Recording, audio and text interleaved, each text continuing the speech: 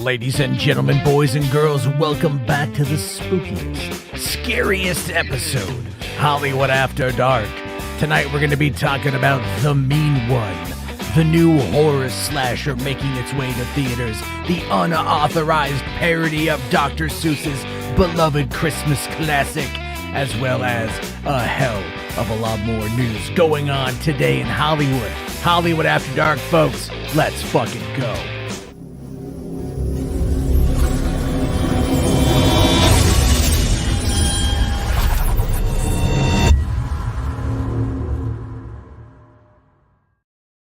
Hey, what's going on, everybody? How you guys doing? Welcome to the party. Welcome to the show. It's Monday. That's right, folks. Monday, November 28th, 2022. It's a cold, snowy day here in the Pacific Northwest. I hate to say, I really do. It's not that I'm against snow. I just don't like it where I live. You know what I mean? It keeps me from doing things, and I live in fear, folks. I live in constant terror of the power going out. Because if the power goes out, then I can't talk to you. That's how much you mean to me, folks. That's why you got to smack the like. 50 likes keeps the fucking power on, folks. That's how this works. Also, super chats help out as well.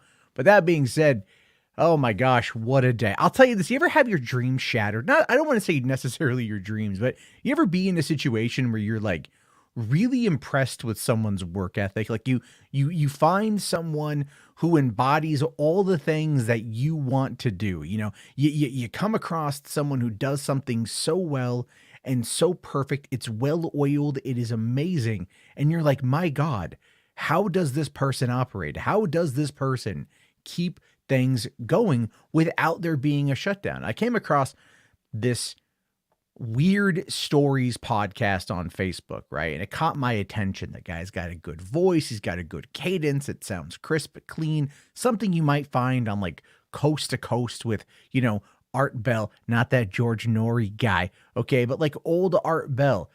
And I was like intrigued by it. So I checked out his website, and this guy puts out content literally every single day, at least a 40 to 50 minute long episode on the weekdays. And then on the weekends, he'll do a radio show that's usually like an hour and a half long. This guy is an absolute machine. We're talking like between 4 and 7 stories a day this guy does. And I'm like, how the hell does he do it? These are produced shows with different musical beds, different advertisements, different layouts. I mean, it is fundamentally something that is so well done. You would think there's a whole team behind it, but it's this one guy. So of course, you know, my inner jealousy kind of kicks in, right? I'm like, God damn it. I must know his secrets. I must know how he does this. I must look into who this fella is. I must look into this idea. I have to try to figure it out so I can copy it, so I can emulate it, so I can beat this man at his own game, or, you know, at least maybe find a way to like get a foothold in another industry sort of thing, right? Turns out, man, this is what I fucking hate. The guy just finds articles and then just reads the articles verbatim. Right? Just verbatim. Now, I'm sure he like cuts it together in a specific way, but these are like whole cloth passages that are lifted. And there's that. And that just completely burst my bubble. It destroyed my spirit because look, I do a lot of the same thing when I cover true crime. I mean, there's only so much that can be said, right? There's only so many documents that are going to be out there that are going to convey this information. So oftentimes, yeah, like as a YouTuber, we do, like tonight, we'll read articles, but you guys can see exactly what it is. I provide my commentary. That goes into the fair use realm. And if I need to, do something like that, I will go through and I will paraphrase. I'll try to add some commentary, some color, some flavor, a little bit of me sprinkled all around it, right? Just skeet myself all over that thing. This guy doesn't do that, man. And it just totally sucks because you're like, man, this is some good shit, but it's straight up plagiarism. And I hate that crap, right? I hate that crap. It is about the nuance, James, you're right. And the nuance is great as well, but it's kind of like, it is what it is though. So it's just Higher Rises. No, the thing with the YouTubers is that like they, they're giving their commentary. There's no commentary here. That's the difference though. Reed here says, well, Good Mythical Morning uploads every day, but they have a team. Exactly. I don't have a team. I do this myself. So when I try to put stuff together, I do try to, like, if I'm doing like an essay or something, I try to paraphrase to the best of my ability and offer my own take on it while I'm doing it to provide that nuance. The problem here is that, like, it doesn't happen. It's not, Garrick here says, who's basically covering news like the quartering. Not really. Not really. Like, again, the quartering will stop reading the article. He'll provide his coverage. He'll provide his take.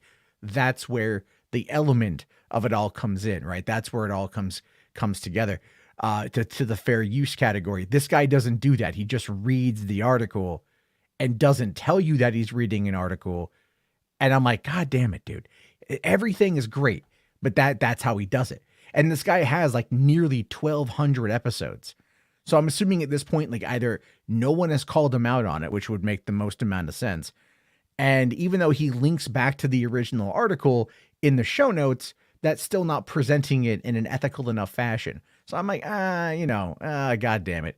But also, I think at this point, no one's called him out on it. So he's just like lost his way with it. But I do feel, that's kind of the thing. Music Man there says also that YouTube channel is a lie, is it not? I mean, well, the one I'm talking about, like, I found his YouTube channel, but he's also on like every other platform. You know what I mean? Like, he's on iTunes, Google Podcasts, Stitcher, Spreaker, everywhere. Like, this guy is everywhere, but I can't figure out like how big his audience is. But to be doing this every single day, there has to be at least like some incentivization, as much as I love doing this, there's an incentivization because I have channel members and you guys provide super chats and I get ad revenue. So I make money doing this. But again, like, you have to kind of do that there. But that just kind of was crazy there. Garrick here asking the greatest question of the day. Have you been following the collapse of Kanye West's career? Now, look, I know this show is called Hollywood After Dark, and generally speaking, we try to talk about entertainment. We'll be diving into the mean one here in a second.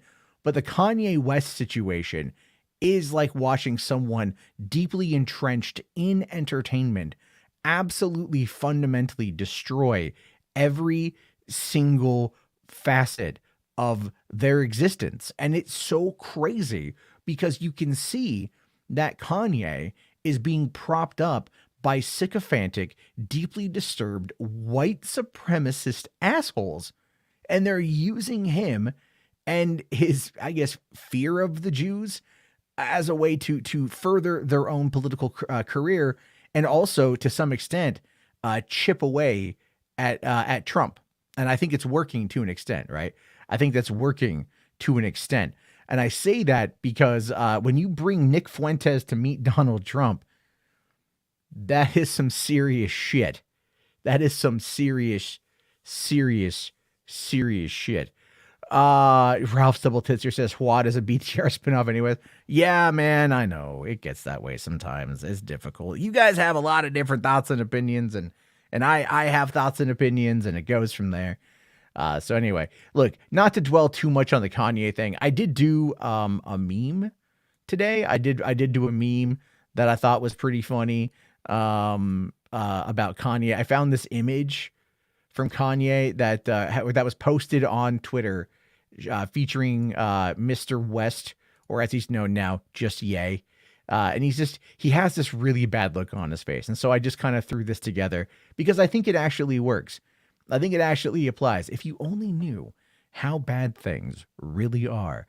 And this is him in a private jet with Fuentes and Milo Yiannopoulos most likely on their way to Tim Pool's compound, where apparently Kanye only lasted a few minutes before he rushed off. He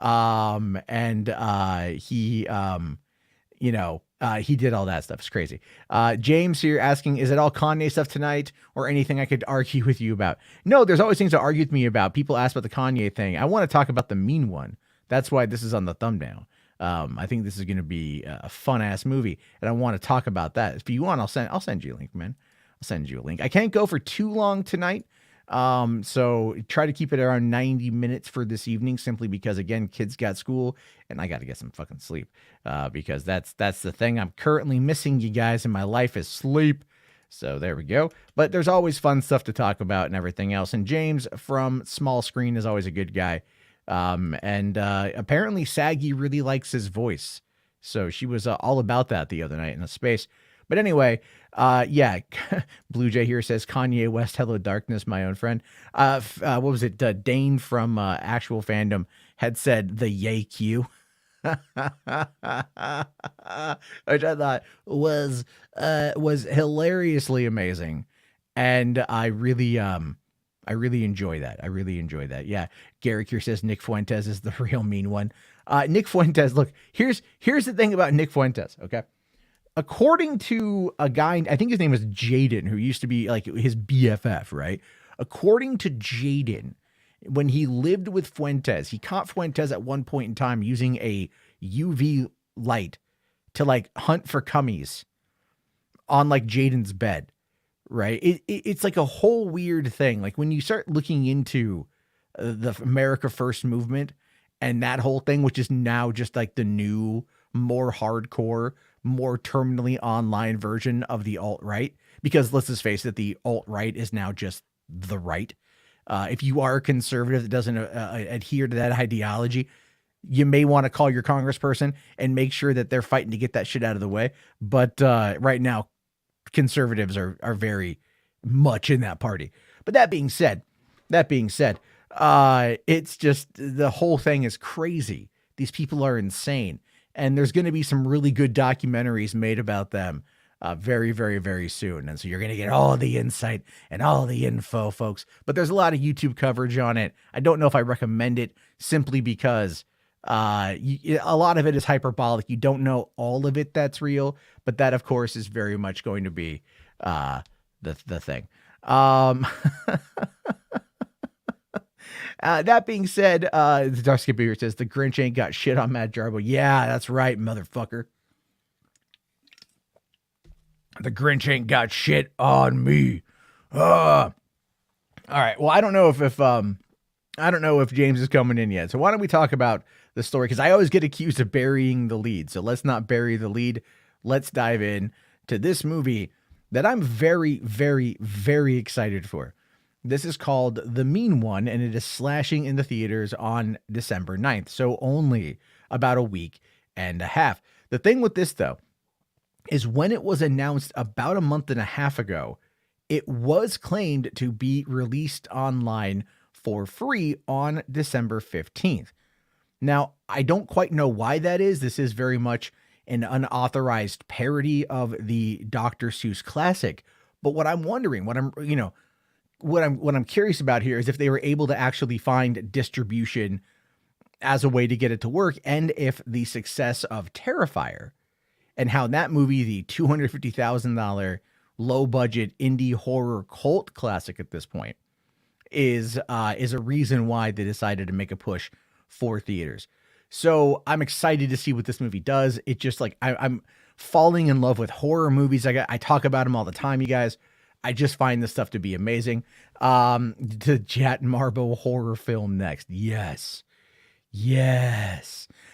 Zachary here says, public domain where childhoods go to die in what I have now dubbed death by horror. Well, here's the thing, though.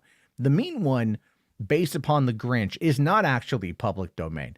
This is a parody. They are very clearly labeling this movie as a parody because they know that they will get sued to shit and back by the estate of Dr. Seuss. Yeah, Garrick is right, but Dr. Seuss books aren't in the public domain. James also asking if I saw the Banana Splits horror movie a few years ago. I did not. Saw the trailer, looked amazing, but I did not actually see the movie. I do need to. Again, guys, I've been like, I would rather watch horror these days than like even comic book movies. I feel like there's so much awesomeness and just like really good inventiveness and creativity that goes into this stuff. Is just it really is starting to speak to me just like on a pure filmmaking level. So let's go into this here. This is the plot description of The Mean One. One Christmas Eve in a sleepy mountain town, Cindy's family is killed and her Christmas is stolen by a bloodthirsty green grouch in a Santa suit. 20 years later, Cindy returns to town with one goal: trapping and killing the mean one. Dun dun dun dun dun dun dun dun dun dun dun dun dun. I mean, obviously, I can hum it, but I can't say it because, you know, copyright violations and all this stuff. Ryan here says, this gets my attention. Honestly, guys, I'm just going to say this. I think this is probably the most erect Ryan has ever been. And I mean that in the most positive and flattering way. Oh, by the way, Ryan, that Bigfoot documentary that you saw in up by Seattle, that you got me the shirt for, that's actually on Amazon Prime right now. I need to give it a watch. It's on Amazon Prime. So that's something to check out there too. Let's see. Taylor here says the Seuss family that still lives in La Jolla. He used to do pharmacy deliveries to their home. Cool, man. Cool. That's dope. Roman here asking, was the Winnie the Pooh horror one any good? That actually was supposed to come out before the end of the year, but they, due to the popularity of it, they actually decided to push it to a theatrical release in 2023. So we are seeing a result of Terrifier, and the popularity of that, and like how it is this massive resurgence. In some ways, these horror movies are doing great numbers at the box office. Never mind. And the thing is too, even like NATO, the National Association of Theater Owners, they're coming out and they're like, please guys, give us more movies. Please, for the love of God, give us more movies. And so all of these low budget horror movies are like, we'll step up. We'll give you 50% of the box office, man. We don't fucking care.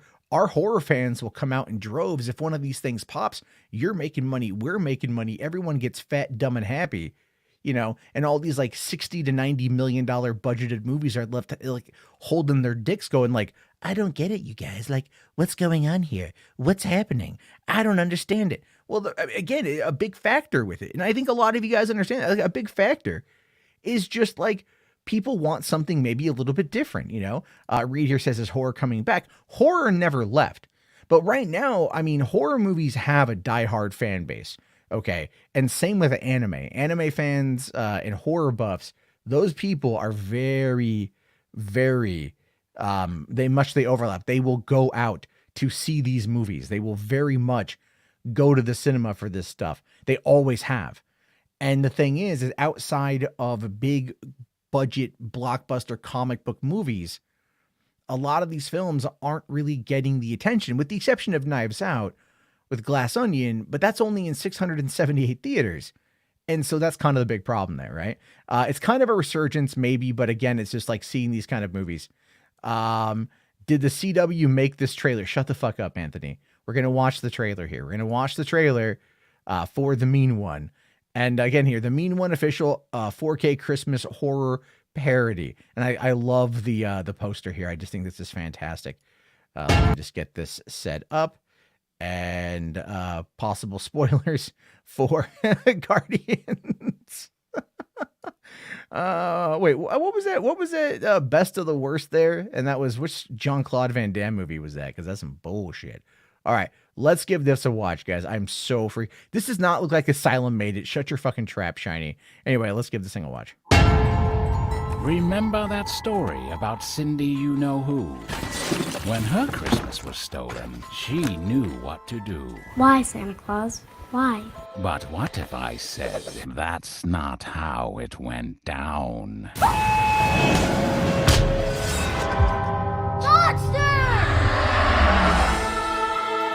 You gonna be okay? Because we can turn around right now. No. Poor girl. Her mother was killed in a mine sniff. Did you ever find the Christmas killer? Never got a reliable description of the man.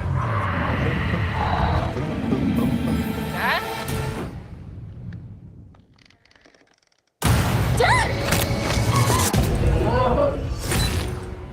He's out there! What if the Christmas killer is back? This town cannot go through another Christmas killer thing. Not again. Us folks down in Newville, we liked Christmas a lot. But that thing that lives just north of Newville does not. What is it? The mean one. He's slippery, he's elusive. He's a mean one, that mister. I'm not gonna be a victim anymore. Time to roast this beast.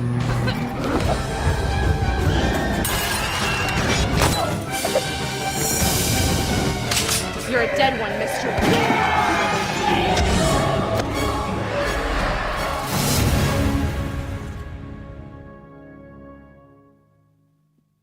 That just looks like fun.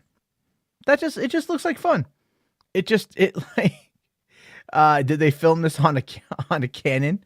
You know, it looks worse than Lifetime. Shut up. It looks great. It looks great. Never got a description. I mean, like, it's definitely kind of stupid, but it does look like it has 100K real life, but it does. It really, really, really does. Hold on. How is it that the Mike Myers Cat in the Hat looks scarier, Garrick? That's not true. Look, the makeup on that looks pretty good. I mean, like, you guys are roasting this thing, man. I can't wait to watch this fucking movie. I'll actually go see this one in theaters, man. Like, flat out. Like, I really was hoping it was going to come out, like, for free, but if I got to go see it, I got to go see it, you know? We'll have to wait and see what happens with it. Look,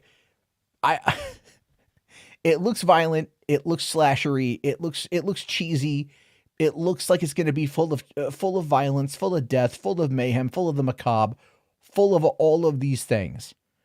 And I think it's going to be a lot of fun. Now, Roman here makes a good point. The colors are muted. It could just be the trailer. You know, it could just be the trailer. I don't quite know. But it is definitely something that I think is going to be a lot of fun to go and check out. It does not look like a costume you get at Party City, Garrick.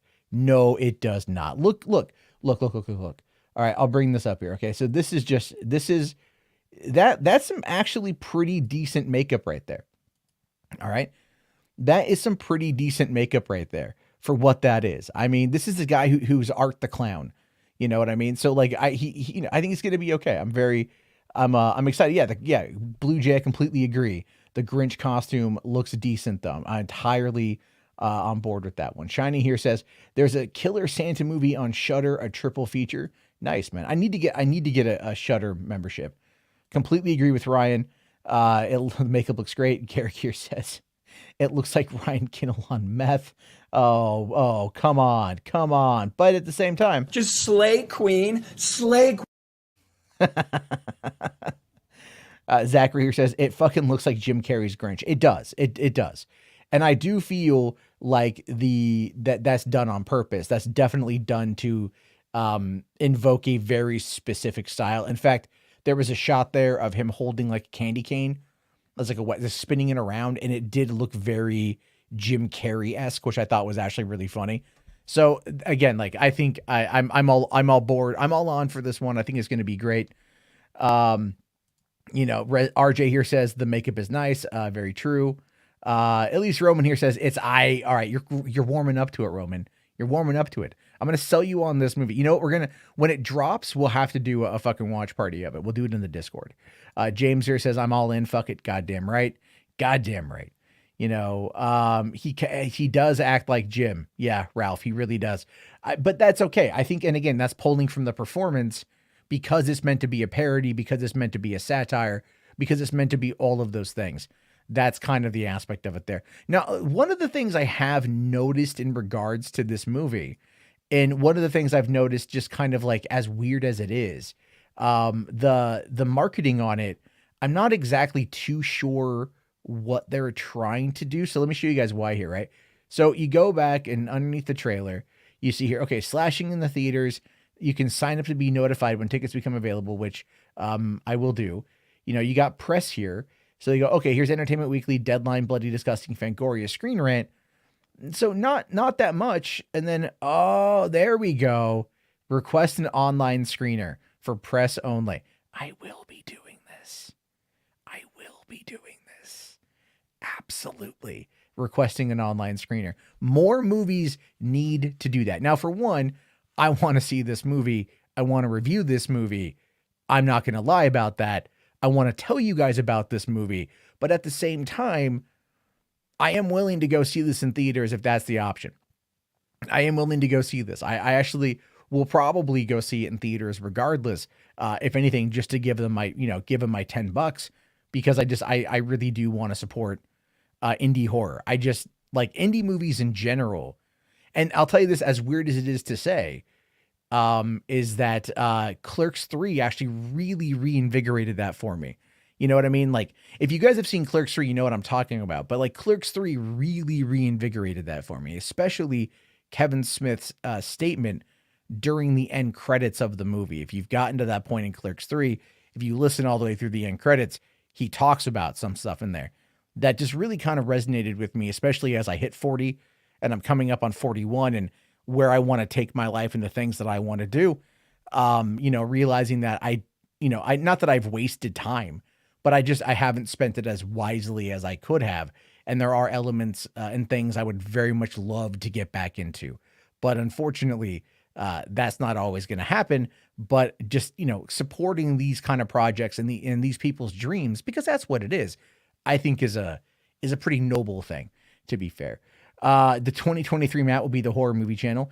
Probably not like, entirely, but I definitely will be covering more of that and everything else. Gary Kier makes a great point about marketing. It's still better marketed than Strange World. It really is. It really, really, really is. And I kind of wanted to touch upon the Strange World thing, and I think I know why. It's there was what was I lost it. I had it earlier. Let me see if I can find it again real quick, because Vito had made an interesting little observation here that I completely agree with. But he had said that looking up what was this here? So okay, he says conservatives are so very stupid, which he's right. But Bounding Into Comics put out this particular post earlier today. Why are LGBTQ properties bombing? The answer is more simple than you think. So, looking at Lightyear and looking at Strange World and then the movie Bros.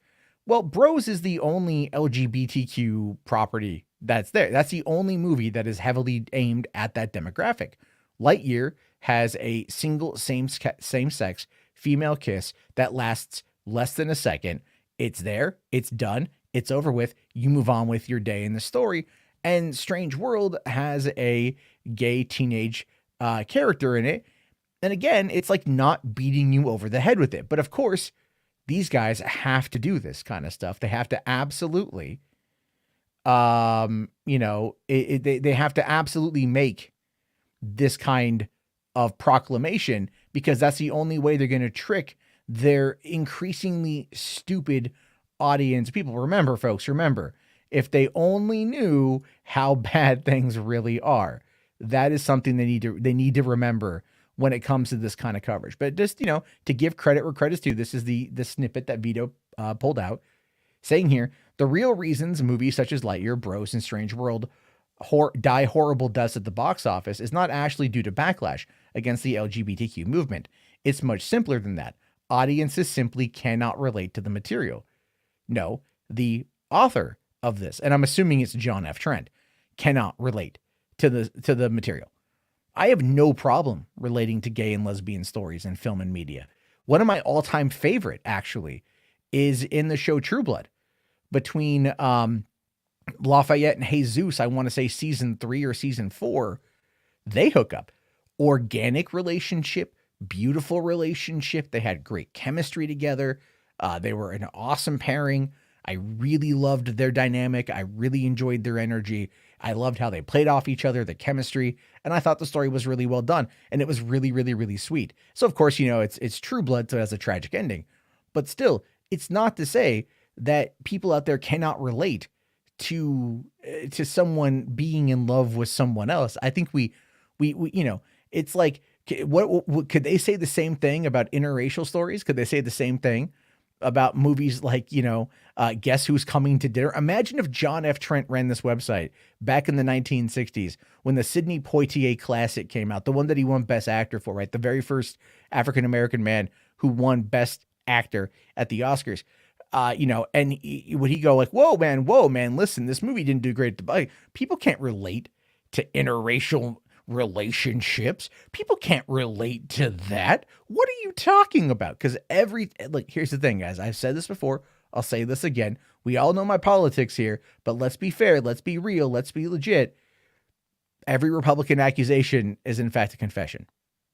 right? So that's what this is right here. So he says, think about it. If you're a straight male or female, what incentive is there for you to watch a gay rom-com like Bros? The answer is, of course, none. You can't identify with the characters, the nature of the relationship, or their respective cultural bubble. You're an outsider being asked to embrace a completely foreign sexual concept. Ironically, it would be like asking a gay man to turn straight. Or, again, like, what if you're watching like Roots and you're white? Listen, again, we could apply that same logic there. You're not going to have any empathy for your fellow man being put in very terrible, very horrible situations based upon like the follies of the past, the horrible, terrible nature of humankind and what we've done to each other. But you can't put yourself in those shoes to find the empathy in order to, feel something and want to make sure that it never, ever, ever happens again, to take away the message that they're trying to put forward in content like that. But no, you can't relate because it's not you. This is a self-report. That's what this is. This is an absolute self-report. This guy, I'm assuming John F. Trent, is so fucking dumb that he's going to completely tell on himself. This is what he's doing. He's telling on himself right here. He is telling you he can't relate to gay people being in a relationship. And, I'll tell you this. I had trouble with that too when I was younger, okay, because of the upbringing that I had. I went to church for a number of years. A lot of my friends were very conservative. There was not really like a gay panic back then, but like no one really talked about it. And it was kind of seen as being like not a negative, but it wasn't ever really seen in the positive light that it is now. And this is in Oregon, by the way. This is in Oregon in the 90s and everything else. And so when I moved to California, I had like that kind of apprehension in the back of my brain. And it wasn't until I entered into Project Greenlight, which was the screenwriting competition that Ben Affleck and Matt Damon put on back in the end of 2000, that I ended up meeting my first Hollywood gays, if you will. And they thought I was a bigot because I expressed stupid concepts back then. But the reality of it is it was foreign to me because I'd never taken the opportunity to get to understand and look from a different perspective. And they helped me understand that. They helped me see that. And they were, again, like, that's all it is. That's all it really boils down to, is like, just, it's not even a thing. It's not a terrible thing, but this is such a self-report that it's crazy. Now we got, real quick here, I see we got a super chat from Shogun.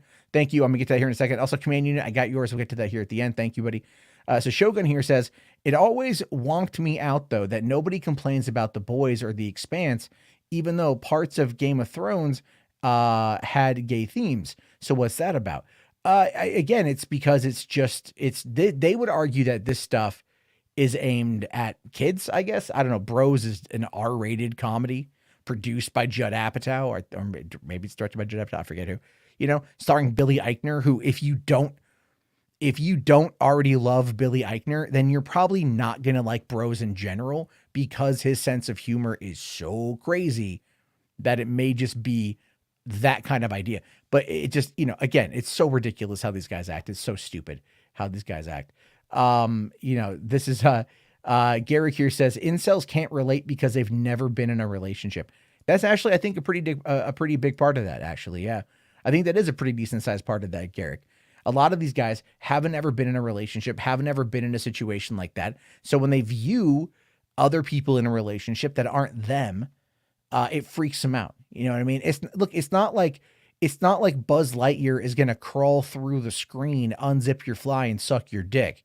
That's not going to happen. That's not a reality, But again, that these guys are so weirded out by gay people. It's one of those situations where, like, just get to know someone who's gay. It's not that you can't relate. Again, here's the thing. Okay. At the very bottom of this here, it says, like, you can identify with the characters, the nature of their relationship, or their respective cultural bubble. You're an outsider being asked to embrace a completely foreign sexual concept. Ironically, it would be like asking a gay man to turn straight. Here's the thing with that. When I lived in LA, the very first week I was there, I went to a get together, a meetup at a bar in WeHo. And I'd never been to West Hollywood. I did not know that was the gay part of town. And we go there, and as we're driving to the bar, I see a bunch of like AIDS testing sites, right? Like that whole thing was there. And that kind of was like, ooh, whoa, what's going on? You know, but we get to this bar and I meet a whole bunch of people and I was like, oh shit, fuck yeah. Like these people are fucking dope. And I talked to this group of guys and I was like, hey, I just moved to LA. And they're like, oh, okay, cool. Like, are you single or are you here with somebody? And I'm all like, oh, I'm here with my girlfriend, but we don't really know what to do yet. And they go like, well, does your girlfriend like to dance? And I'm all like, yeah, like we should take her to a club here in West Hollywood because she can dance all she wants, but, you know, but no guy's going to hit on her. And I'm like, oh yeah, that's an idea. And then one of them, he goes, but you on the other hand, and I'm like, cause I'm kind of a bear. I have a little bit of that bear vibe. And I was like, stop it. You stop it, silly. Flattery gets you everywhere. You know what I mean? But like gay people just want to be people. They have their culture. They love to dance. They love bright colors. They love a whole bunch of shit, right? That a lot of other people like at the same time. I mean, my favorite kind of music, generally speaking, is probably like, you know, trance and all that kind of, you know, techno stuff. I love that music, EDM, all that shit. Fuck dubstep though. Really fuck dubstep. Okay. I'm just going to say that again for the crowd in the back. Fuck dubstep. But I like a lot of that other stuff. And so it's like going to those kind of bars and those kind of clubs, dude. I love dance music and shit. I've been to Spice Girls, which I'm coming up on the 15th anniversary of that. I've been to Kylie Minogue a couple times. You know, like I'll freaking put on like, you know, Pat Benatar and like just rock the fuck out, dude. I'm straight as a fucking arrow. I'm completely comfortable in my sexuality. It's not hard to empathize with another cultural entity. You have to just be comfortable in yourself and open to seeing what they're laying down, man. That's it. That's all it's got to be and shit. But it's like these guys are fucking insane, dude. These guys are insane. It's so weird. Undead Danny says, this is why I love Matt. Like, I'm just saying, like, it's just, you know, it's so ridiculous, guys. It's so ridiculous. Roman here says, people are people. Exactly. It's just people are fucking people, dude. You know what? Everyone's got their shit. Everyone's got their what to do. Dubstep is 2010. I still hate fucking dubstep. Okay, look, I don't have a problem with Skrillex. All right. I don't have a problem with Skrillex. Garrick, though, flat out, Daft Punk is GOAT. All right. Joining me for what's going to be a very enlightening and not at all NPR feeling conversation, James. What's up, James? Hey, what's up? Stephen Wright is in the house. There we go, folks. There we go. All right, ramblers, let's get rambling. Oh, man, how you doing? I'm good. I like that Reservoir Dogs dig you just did there. It's nice. Actually, I think that was more from Dusk Till Dawn, right? Or did they say that in Reservoir Dogs? It might have said. I think they might have said it in Dusk Till Dawn, but it was first in Reservoir Dogs. Yeah, right. It's right after the diner scene. Yeah. I have to watch that movie again. It's been a very long time, but I very much love Reservoir Dogs. Good old Quentin Tarantino, scourge of film Twitter right now because he criticized Marvel movies. Oh, yeah, that'll always happen though. Yeah, that's always a lot of. I mean, it's like you can't really compare the two different genres. Like he's talking about filmmaking, classic film, and versus like tentpole films. It's a completely different story. You can't get mad at the guy for expressing that opinion. No, I mean, considering that it's already been expressed by a lot of other people. Yeah, that's kind of the bigger factor that I was kind of laughing at, because when he made that comment and people started getting all butthurt about it, I was like, you know, Anthony Mackie said the same thing back in 2014 or somewhere around at that time, saying that there's no there's no actors anymore, right? It's just people playing a character. Yeah. And everything. And he's right. Especially in these movies. Like people are, you know, people can go watch the first X-Men movie because Hugh Jackman was Wolverine. They were like, oh shit, Wolverine is in the movie. They happened to just really like Hugh Jackman in the role. Or we've all gaslit, 20 years of him playing the role. Everyone's like, well, he's done it so long. At this point, fuck it. Why not? We'll let him have his thing, Yeah. But directors who all make that comment about Marvel movies, they're all in the same camp too. They're all the ones that like studied film, trying to perfect their craft, like Scorsese, and stuff like that. Well, yeah, but I mean, it's like, but then again, like Scorsese is, he kind of like popularized the, I would argue he's done more to popularize mob films rather than, let's say, even Coppola or, you know, fucking De Palma. Mm-hmm. You know, I mean, never mind like the sheer popularity of the Godfather trilogy, which I still get yelled at for not having seen it. But look at like De Palma and Scarface, right? For the longest time, you had all of these like rappers that were just like, Scarface is my jam. Like they do MTV Cribs, and there would always be Scarface playing on a TV in the house. And you're like, but you know he dies in the end, right? Like it's a good movie, but he dies in the end. So maybe not modeling your persona after that. Yeah, but like Scorsese is most known for his mafia films, but he's done a lot of, like, I don't think Mean Streets was a mafia film. That was his first one. I wouldn't say Taxi Driver was one either. No, and then there's the one he did with Leonardo DiCaprio, Shutter Island. Shutter Island, that was really good. Wolf of You Wall like Street. that? Yeah. I saw it in the theater and I was like, it's good, but it wasn't. I expected more from it. I expected more. I mean, Wolf of Wall Street was that was it for me. I think that was amazing. And that's not a mafia movie. That's not a mafia movie. I'll tell you the one I hated though. There's actually a Scorsese movie that I fucking despise. I hate it. Hugo. I hate it. Now, when it got to like the whole thing about like about the film, about Hollywood, about making movies, like the first short film and things like that, like the latter half of the movie, it got interesting. And I was like, oh, this is really cool. Because you could tell that was a love, right? That was paying homage to his heroes. But then like I've seen it. Oh, dude, it's so bad. So fucking bad. Like I'll give you like just like the opening of the movie. I'm going to spoil the opening of the movie. Go ahead. And then the ending. It's been like 11 years since it came out. So like, or 10 years or whatever. But anyway, basically like Hugo his dad died. He's living in this train station. He has this automaton that like him and his father found, and that they've been trying to like fix. And there's Ben Kingsley plays he runs like a little shop in the train station.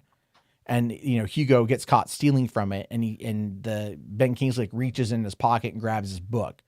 And in the book is like the drawings, the diagrams of the automaton, right? And he's like, and then like Hugo runs away because he's like, where'd you get this and shit, right? And then later on you find out he built the automaton. So I'm like, so this whole movie is like this kid living on his own in this train station in like 1920s fucking France. And, I've seen this. Yeah, so it's like, yeah. So he, in the beginning of the movie, it's like, he's like, you know, he goes, wait, no, but like, I made this, like, this is mine. And it's like, you bypass and I know it's a story, and I know it's all about character development. I thought it was a good kids film, if what I remember correctly.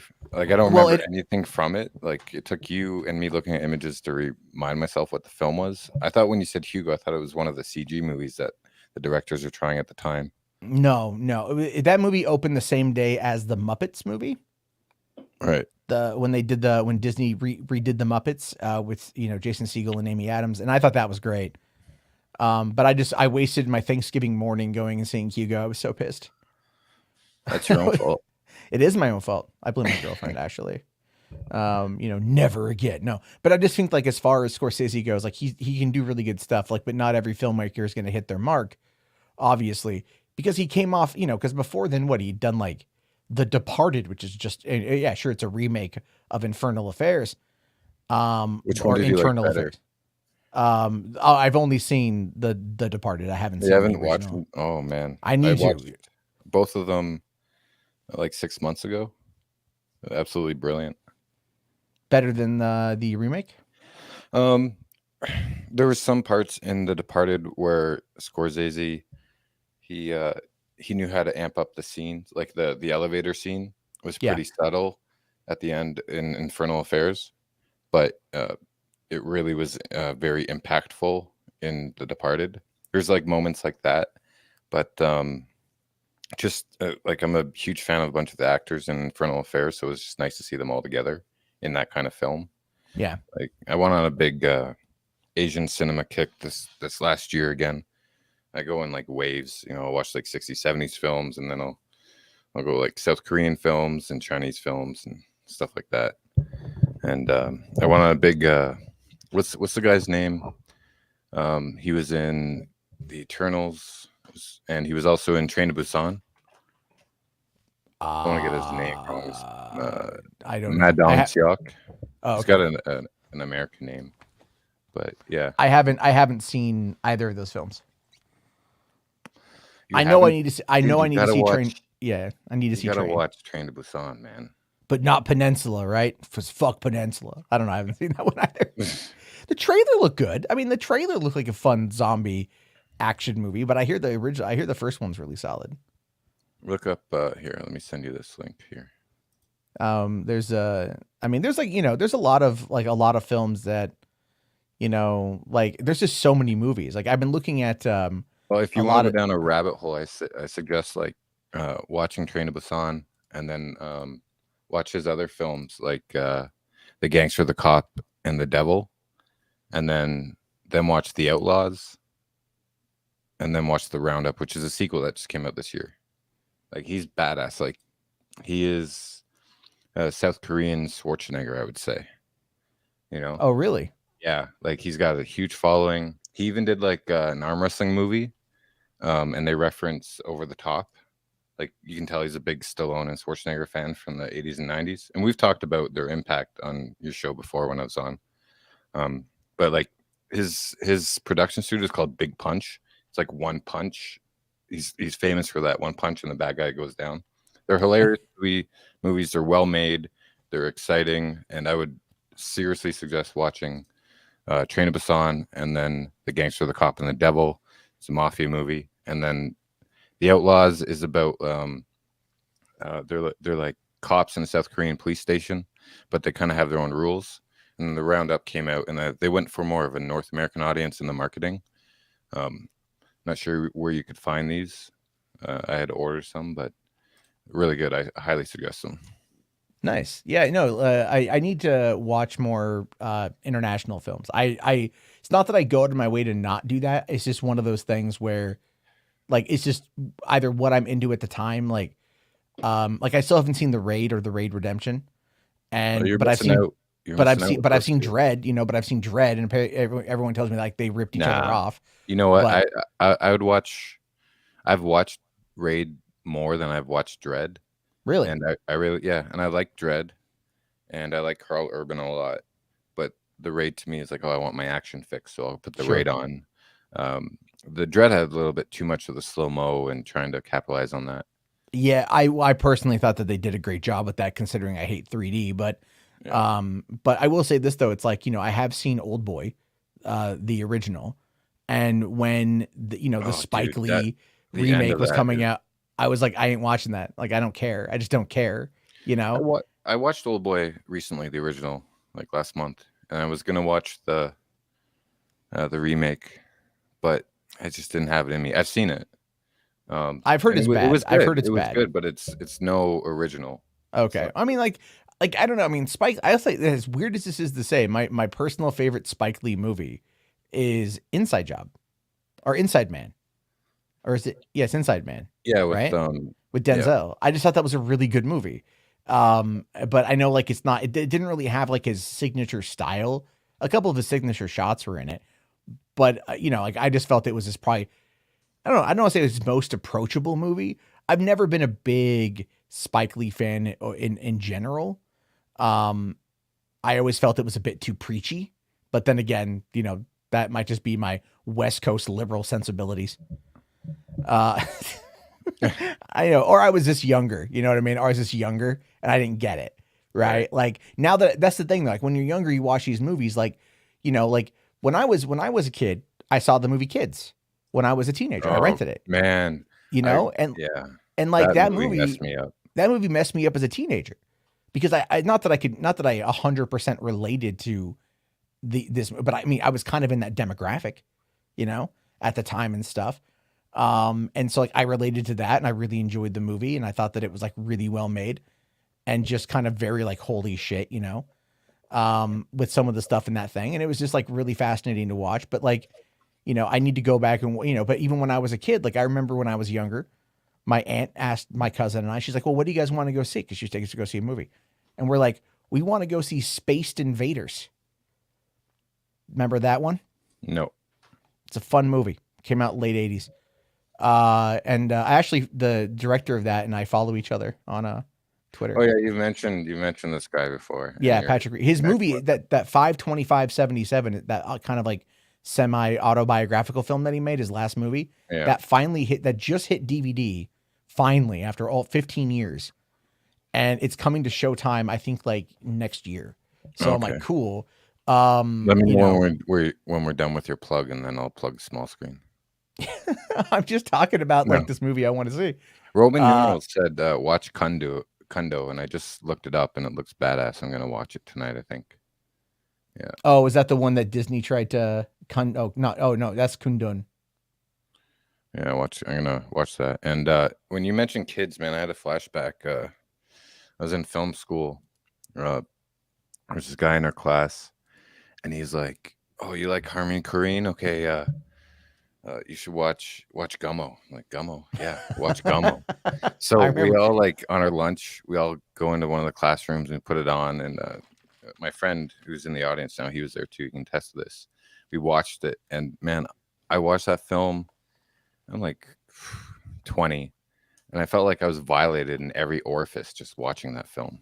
I was like, what? And this guy like would not stop praising this film. I'm like, to each their own. I get it. Like, film is very subjective, but yeah, that messed me up. So some movies like that can do that. I've never seen Gummo all the way through, but I remember like the trailer for it or whatever, and I was like, that's enough for me.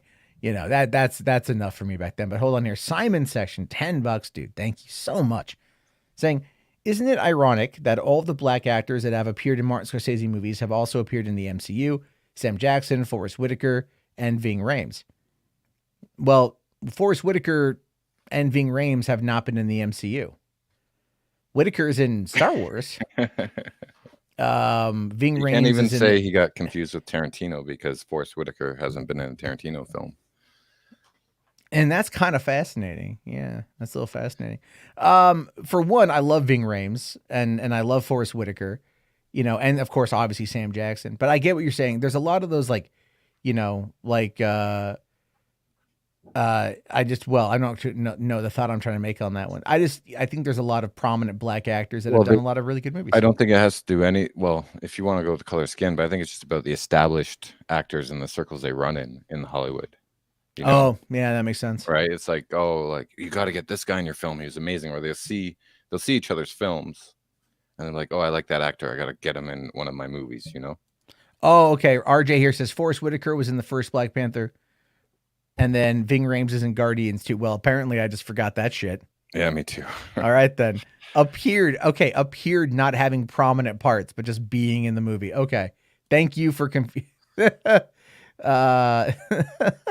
fake fan Charpo exposed. Yeah, that's me, actually. I forgot, dude. I haven't seen Guardians 2 in a very long time. I need to give it a watch. I need to give it a watch again. So did you see that movie that Ving Rhames and Thomas Jane did? It's like Get 'Em Alone or something. No, I haven't. It was pretty decent. I'd suggest that too. You know, you want to know a Ving Rhames movie that fucked with my head, and like the stupidest way possible, but it fucked with my head, was Day of the Dead remake. Oh, really? Yeah, because Ving Rhames is in Dawn of the Dead, and he survives at the end of Dawn of the Dead, the Zack Snyder reboot. And then a couple years later, they did Day of the Dead, and he plays like a captain or a sergeant, some officer in the military. And I'm like, is this a direct sequel? Like, what is this? And it's clearly not. But I'm like, God damn it!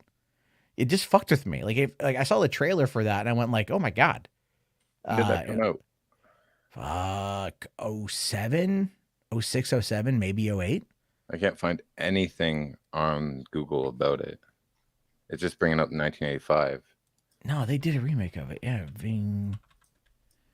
There's one in 2018 that came out. It's called Day of the Dead Bloodline. Let me see here. No, I could have sworn I remember that. Let me just look up Ving Rhames. I'm looking up right here. Yeah, Day of the Dead, 2008. Captain Kenneth Rhodes, straight to video. Screenplay. Wow, screenplay by Jeffrey Reddick. I know him.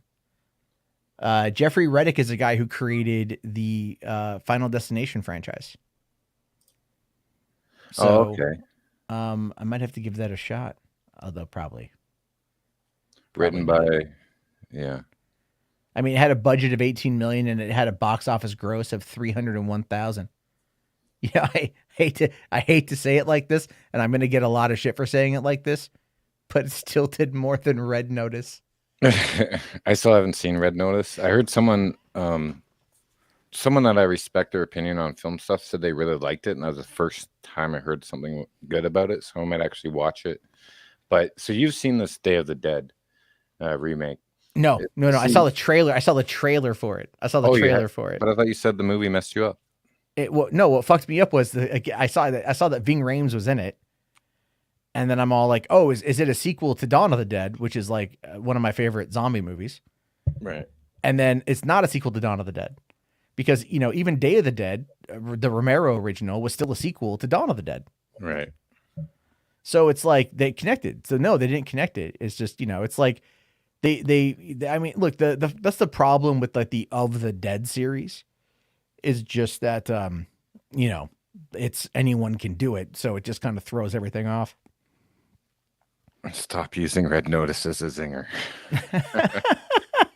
It's a good zinger, though. It's a good zinger. From what I've heard. It's I haven't seen it, but you guys gotta like calm your tits.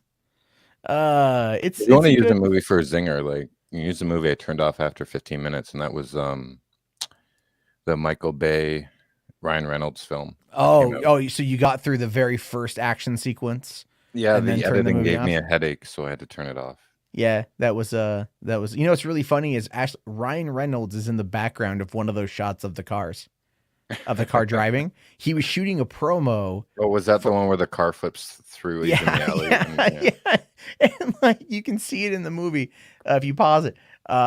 6 Underground. I was so excited for 6 Underground. I was like, fuck yeah, dude. Michael Bay, Netflix, Unchained. They're going to let him do whatever he wants, man. Paul Wernick, Rhett Reese, Ryan, like, this is a fucking powerhouse. And I was like, this movie sucks. Because it's not that the movie, like, I wasn't a big fan of the editing, but like what bothered me about the movie, and this actually bothers me about like a lot of films like that, is when they are needlessly nihilistic. And they're needlessly cynical. You know what I mean? Like not everything has to be that way, and like I know people have made the complaint against like, and I'll just like against the Snyder movies, the DC stuff, but I don't think that there is a cynicism that's contained underneath. I think that like there's a bleakness to the world, but the underbelly the underbelly that's trying to get out, right, is hope. But like, so they are trying to get to that. Like, that's eventually what they're trying to get to. But when you, like, it was just Ryan Reynolds was just mean spirited in 6 Underground. Like it wasn't. Yeah, he was trying to do a turn so he wouldn't get stereotyped and stuff. Yeah, right? It was just like, it was really just like the scene where they go, okay, you turned it off, right? So there, I'll just spoil the thing is like the editing reminded me of Catwoman. I've only seen it one time, and that's enough for me. It's like, oh man, it's like you have 6 seconds and you have 18 cuts in 6 seconds. It's just. Oh, it's like that bit from Taken 3. Did you ever see that? 17 cuts in like 3 seconds. Oh no. Or whatever. It's like he jumps over a fence and they have like 17 cuts. Yeah, same. It's the same with Catwoman. Like, yeah. I don't know if you watched Edward's Aliens review on small screen. I would go watch it, everyone, after this live stream, guys. And he mentions Catwoman, and I put a scene in there where it's like, this is how it actually edited. And it's like 8 cuts in 1 second. It's just, I can't stand movies like that, because if a movie's competently made and edited, but the story is kind of blah, maybe it'll hook me.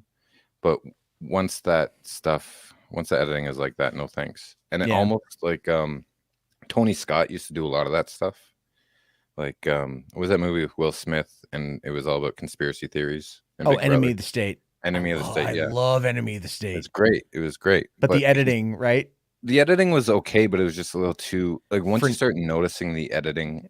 How frenetic it was. Like a lot of it. Yeah. Like the problem is in films, if you notice editing, then you've lost the audience. Unless it's something cool, like what was the Army of the Dead sequel? Well, there's no Army of the Dead sequel, not yet. No, the Netflix movie that came out. There's no. The prequel. Army of Thieves. I haven't seen it. I didn't watch it. That was good, and the editing was good, and then they used like titles so you would notice in the editing. But when it's used like that, that's forgivable, right? But when Yeah. it's just the editing is just trying to be cool, then it's like, all right, you got to turn it off. So Kind of like the ADHD style, Shiny. That's a good word. Like the opening of Snatch, right? Like a Guy Ritchie being so Guy Ritchie, it almost takes you out of the shit. I gotta say though, I really enjoyed it when I saw that. I was like, because it's an opening, so it's an like you can get opening, away with it with sure, a montage. But if it's sure. throughout the whole film, then you're screwed. Yeah, I will say I do love old. I've watched Lock, Stock. I can't even tell you how many fucking times I've watched Lock, Stock. You know, like that. I saw that movie in like the summer of '99 when I was working at Hollywood Video. I was about ready to start working at Hollywood Video, but my buddy just goes like, "Hey man, we just rented this movie called Lock, Stock, and Two Smoking Barrels. You gotta fucking watch it." Right. So I went over to his house and we sat down in his room and we watched it. And I was like, oh my God, like I've got to see this again. And I went out and I got my own copy of it, and everything. I got to catch up with Guy Ritchie movies. I really do. Cause his latest two have been really good. The Gentleman seemed to be like he was going back to his roots, which was nice. The one he did with, Jason Statham about the LA. Oh, Wrath of Man. Wrath of Man was good. I enjoyed that. But Lock, Stock was great, especially since he was like on welfare a year before. I just love that Sting is in that movie. Yeah. Right. Like the thing is, one of the things I will say, everyone, if you look at Lock, Stock, like four things came out of Lock, Stock. Really, you had obviously Guy Ritchie's career. Yeah. Okay. Clearly Jason Statham. Yeah. All right. Vinnie Jones. Coming out of that as well. And then you get what I feel is super underrated, but you get Jason Fleming out of that as well. Yeah, and don't forget Dexter Fletcher. Right. Yeah, he's a super director now. He was and Matthew Vaughn was in it. Really? Who was he in that one? He played Yuppie in Car. Yeah. Oh no shit. Yeah. I gotta watch that again, man. Fucking I haven't. What was the first one that Matthew Vaughn did? The Layer 7? No, Layer Cake. I haven't seen Layer Cake yet, but I've heard really good things about it. That is a great film too. Because like the first Matthew Vaughn movie I saw was Stardust, and I fucking adore Stardust. Still haven't seen that. Oh my God, dude! Like, look, it's got I was too busy watching The Godfather. Fuck off. All right, you got super chats, eh? I got there's a couple. I'll get to those here real quick. All right. Jesus. All right, Simon here. Thank you so much, buddy. You obviously know I don't want to hear about Stardust right now. You motherfucker. You are missing out. You are missing out. It's on my list. It is Charlie Cox, Claire Danes, fucking Robert De Niro, dude. Like it is such a unique. It's Neil Gaiman, man. It's a Gaiman story. It's got Daredevil before he was Daredevil, man.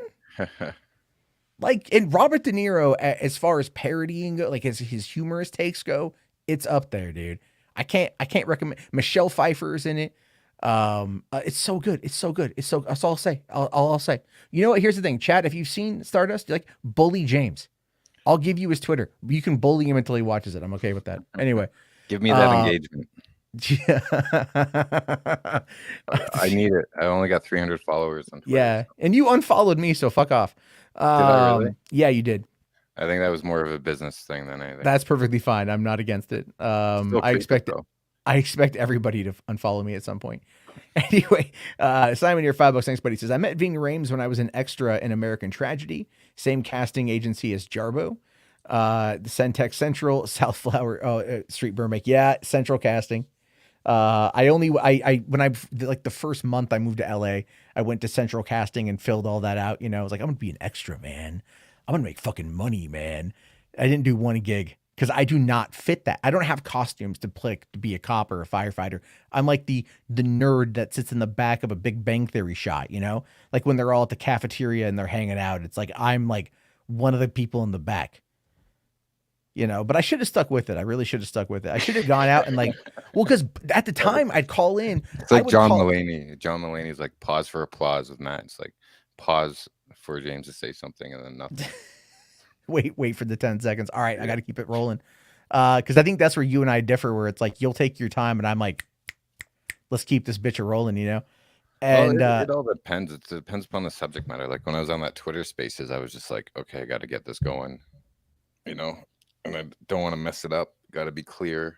Here I can just bullshit with you and and get under your skin a bit. It's fun. Yeah, it's no, it's always a lot of fun to do that kind of stuff. But yeah, central casting. Oh man, I should, I'll tell you this. I'll tell you this real quick. So when I call in every day, you know what they wanted, right? They wanted bikers. That's what they wanted. They wanted bikers. Because at the time, like, what was it? Sons of Anarchy was really big in 2010. By that point, it was in season 4, and so it was just kind of ramping up. It was kind of hitting its peak, so to speak. And so they were like a lot of stuff going on with bikers and shit. And there's like, we need bikers, man. And I'm just like, I don't fit that. I don't fit that vibe. Yeah, I just don't fit that vibe. I'm sorry. But then again, they actually had an extra. Did you have a picture like this?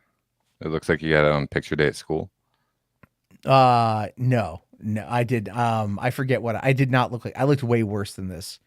I'll tell you guys what, it just popped up in my time hop the other day. I'm going to get so much ever loving shit for showing you guys this, but I don't have fashion sense. I just need to make that abundantly clear that I do not have fashion sense, period.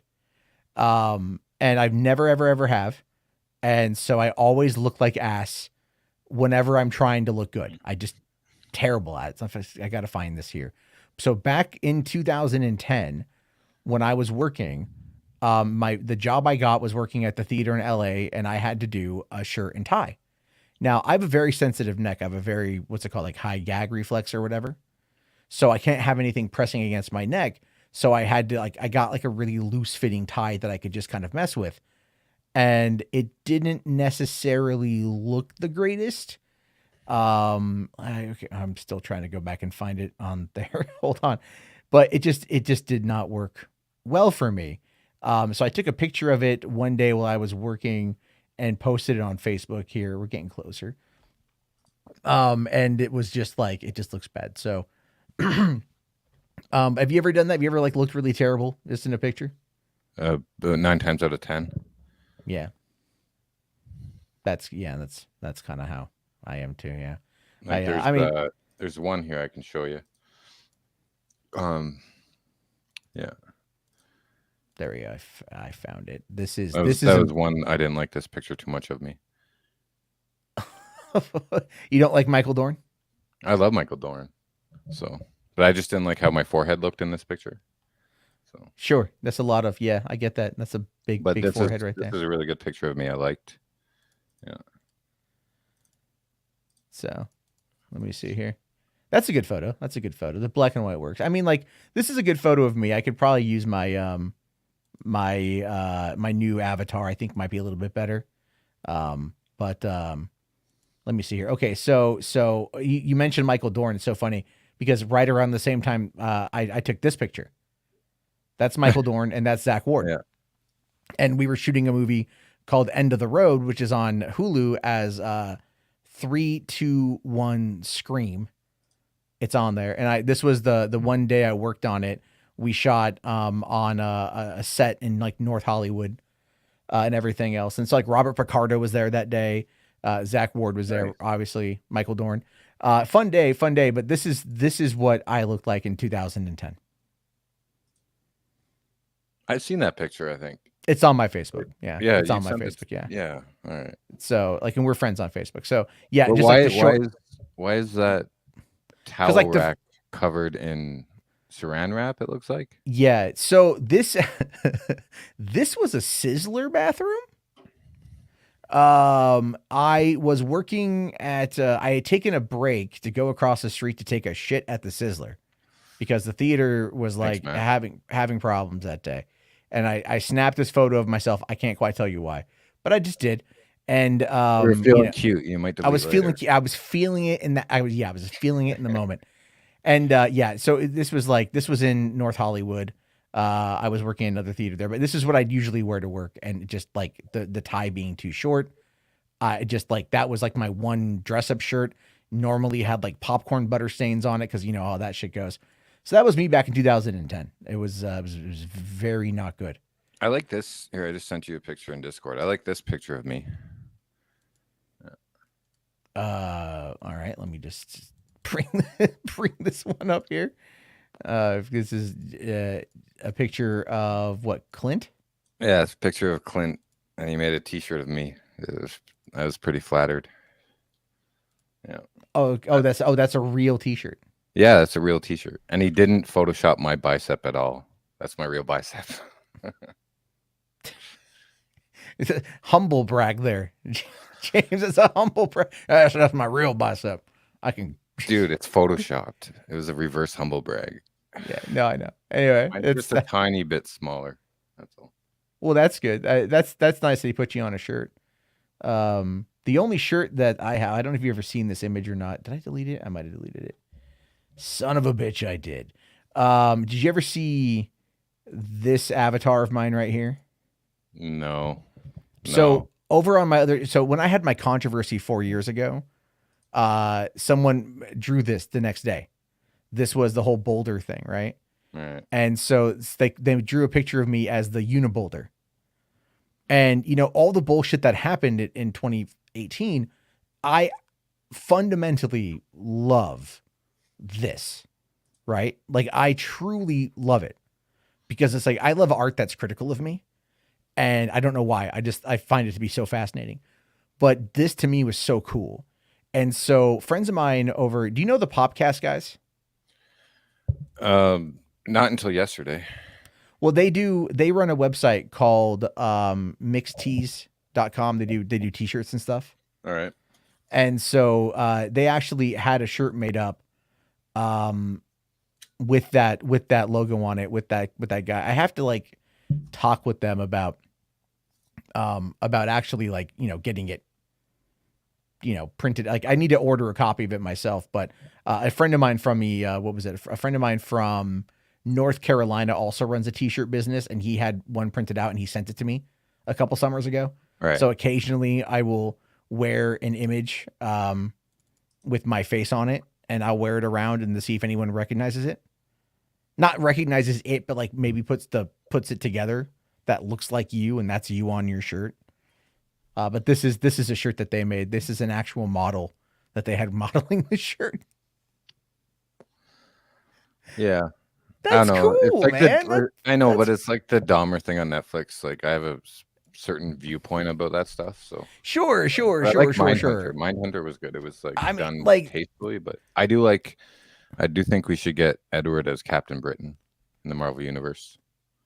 Well, I mean, we need somebody for it. Yeah. No, but it's cool, and they face it on a t-shirt, I guess.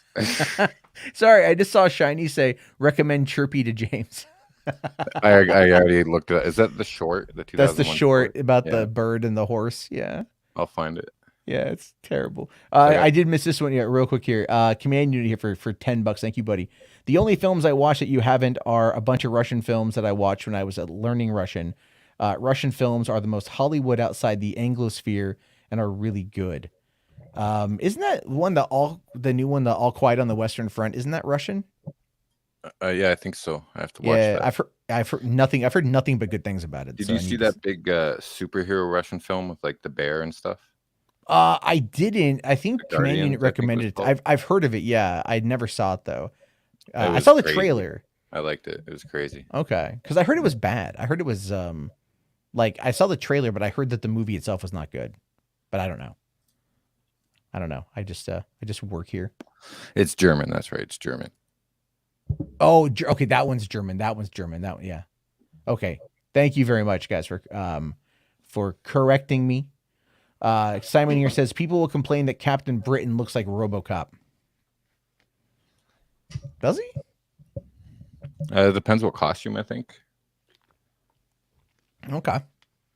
Usually the stuff I've seen in the animated X-Men anime cartoon, he just had he usually just has the spandex costume and then the spandex hood. So you have to embellish that RoboCop thing. Well, I saw your Cocaine Bear poster, man. It totally looked like a frame out of Frank Miller's Sin City. Oh yeah, I want to talk about that here in a second. But real quick, did you hear about this one? That Legendary has now signed a deal with Sony. Oh yeah. and launched a multi-year worldwide film distribution. But then again, Dune and the MonsterVerse will stay with Warner's. And I just have to go to Universal. Well, that's kind of the thing. So it's like they worked a deal, like they basically worked a deal where I think they got control of King Kong in this context. And like they are like, working it into the MonsterVerse, into everything that they've done with Monarch and stuff. And I think they can play with it on that front because they are doing like a MonsterVerse show for Apple TV Plus, which again is like, no, not Sony, no, like Legendary.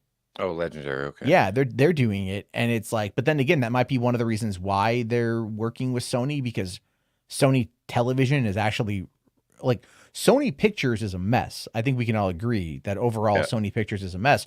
Sony Television is really good. For All Mankind. Well, not just For All Mankind, but like, Breaking Bad. Oh yeah, but like their most recent one, For All Mankind, and that's on Apple as well. Yeah. Yeah. So I mean, I think that could be something there, but I also feel like this is Legendary taking a step down. Like they worked with Universal, they worked with Warner Brothers. It's like now they're going to Sony. And I mean, I guess I maybe they burned their bridge with Universal when that whole thing kind of fell apart, because they were with Warner's forever. They left Warner Brothers in 2014, went to Universal. And then they were at Universal for a little bit, and then they went back to Warner Brothers. But they were also bought by a company in China. I think it was like Wanda Group or whatever at the time, and for like $3 billion. And then Wanda Group or whomever had them just sold them off like last year. So they're either now their own entity again or whatever. I forget who their parent company is. And so they went over to Sony. Besides Godzilla, what other big franchises is Legendary going to take with it? I don't know what they have at this point. I know they did they do? No, they haven't done anything with like the Zack Snyder stuff, I don't think. I don't know. I don't know what they've done. They've done, let's see here. Not that, I mean, I don't remember what they've done, but they've done a lot Pacific of stuff. Rim. Oh, that's Universal. Universal is just going to let that die. Jurassic World. Oh, okay. They did all the Nolan Batman films. The Hangover, Interstellar. Yeah, see, they worked a lot with Nolan when they were at WB. Okay, so I wonder if they're going to bring Nolan over to Sony after Oppenheimer bombs. You think? No pun intended. Yeah, they got all the like Watchmen, 300. But Zach's at Netflix anyway, so yeah, he'll be there for a long time. Yeah. Trick or Treat, which is another one I have to rewatch. Oh, dude, that's my favorite horror movie. The Town. So, and like Sucker Punch, they did a lot of Zack Snyder films. Yeah. And I only see like one Ben Affleck film. It's like if they did The Town and they did Argo and all that stuff, then it would be like, is Ben Affleck going to jump ship from WB? Because Warner Brothers is known as like you can get a home at Warner Brothers, or at least you used to be able to, like Clint Eastwood has been there forever, under budget, always on time, The Hangover. But I don't think they're gonna still gonna be like that. Well, they're gonna go for. I mean, like, look at Amazon said the other day that they're gonna be pumping out 12 to 15 feature films a year for theatrical. Right, like they're doing that, and I had talked about that the other night, and I brought up the fact that Warner's used to do that. Like Warner Brothers used to do that, and then they've opted out of doing it, anymore because they don't have the money for it. But I think they're going to focus on smaller films just to get back into the mix, for my honest opinion. Yeah, they don't want to end up like Sony. Yeah, Sony focusing on franchises that didn't really take off, Yeah. So there's that, unfortunately. And then like rebooting it like so close together. That's Sony for you. Can you really blame, like, I don't know, they've had so many bad choices at this particular point. It's kind of crazy. I'm just trying to find the article from yesterday, I think, that talked about the Apple thing. It was, or the Amazon thing. I forget what it was. Well, you find it. I'm gonna respond to McLeod here. I saw the Fortnite parody. They did that in 2020, but that was just posted by someone on Twitter, and then Elon Musk retweeted it because he's going to war with Apple right now. Oh yeah, I know. He's so stupid. He's just stupid. To be fair, like some of his tweets do resonate with me. Like if I was like a mobile app developer or game developer, I wouldn't want to give 30% of my revenue to the Apple Store. Sure. Even Google Play doesn't do that. I mean, I have to give 30% of my super chats to YouTube. I don't like that either. But it's like, this is what things go. I mean, if you spent like a year or two developing a mobile game, right? And then it's like, okay, you have to give 30% to. I mean, good for Epic Games for standing up to them, And Fortnite's a free game, so like, how are you supposed to get 30% of that? Well, they've been fighting Apple for a long time. Didn't they effectively? Didn't Apple lose that battle? I think so. So, I mean, I forget how it all went down. All right. So, yeah, here's this article about Amazon here. So, this came out a couple days ago. It wasn't yesterday. It was 5 days ago. But saying here, Amazon to invest. Oh, my God. Goddamn. Fine. Amazon to invest $1 billion in movies, will release 12 films in cinemas each year. Like $1 billion a year to do 12 films. That's what, $90 million budgets, not including P&A. I mean, well, that's kind of like back during like the early 2000s. Remember when you had like Paramount Vantage and Warner Independent and Sony Picture Classics. Yeah, right. Fox Searchlight. Yeah. Yeah. And they would put out these micro budget movies. Now micro budget is like 60 million. Yeah. Which is super fucking weird to say, but it's like, this is the thing, when I remember like Lionsgate had this whole thing way back in the day, and they're like, oh, we're going to do, we're going to spend $100 million on $10 million features and put those out every year. Yeah. And it's like, cool. If one hits, then it pays for the rest. Yeah, exactly. Joker. Like Joker. And so it's kind of like, now they're like getting into this like $60 million range, and it's like, okay, and then the blame gets put on us, simply because, we may not be interested in what they're talking about. We may not be interested in the things that they want to. Can I say two things? Absolutely. Three, actually. Okay. So it's 83.3 million per film, if they're just doing exactly 1 billion. Sure. And I did see El Mariachi, and I can get into that in a minute. Ryan Hartwell. The other thing so like on our podcast, Sean McLaughlin, he's a co-host there. He's producer on Batman Beyond and Justice League Unlimited and stuff. He's got a new short film out that'll be premiering soon. But he always talks about how he doesn't understand these films at WB now because he doesn't work there anymore. It can cost $500-600 million. He always goes, I wonder if $200 million dollars is going to the execs and their families and their brother-in-law and stuff like that. Like he's very suspicious about that, because even if you take into account inflation and union dues and all that stuff, it still shouldn't be that high. Yeah. And yeah, El Mariachi, Robert Rodriguez is like a god to me. Lately, it's been disappointing, especially with Book of Boba Fett, but his one episode of Mandalorian season 2 is great. But yeah, he made his book Rebel Without a Crew is like my Bible. I learned more from that than I did in film school. And love that book. Like he made El Mariachi for $7,000. Yeah, he did. But then when Sony won the bidding war that they had between Disney and all the other studios, they blew up the 16 millimeter print. That cost a lot of money. He redid all the sound at the Sony studios. That cost a lot of money. And the release cost a lot of money. So yeah, originally it cost him $7,000 to make the film, but to essentially remaster it and blow it up and all that stuff cost a lot more. It was more like probably close to $1 million, I think, by the time it was done and it hit cans. So yeah, and that could happen. I mean, Blair Witch Project was like that as well, where that had a $27,000 budget, but then you had all the ADR work that went into it. simply because it cost like, you know, I remember I have the DVD of it. I listened to the audio commentary one night, and one of the producers was talking, and he goes like, there's a scene where they go into a store, and one of the guys holds up like a power bar, like the Tiger's Milk power bar or whatever. Hmm. And he goes like, he just makes a comment. He goes, it cost me more, or like as much as it cost to make this movie, to get the rights to have that in the film. Cleared. Yeah. To get it cleared, you know? And I'm like, I would have cut that shit. Like, yeah, fuck that, man. You know, 27,000 for like 3 seconds. Like, what the fuck? Just blur it out because it is a documentary feel, anyways. Oh yeah, you could just blur it out, yeah.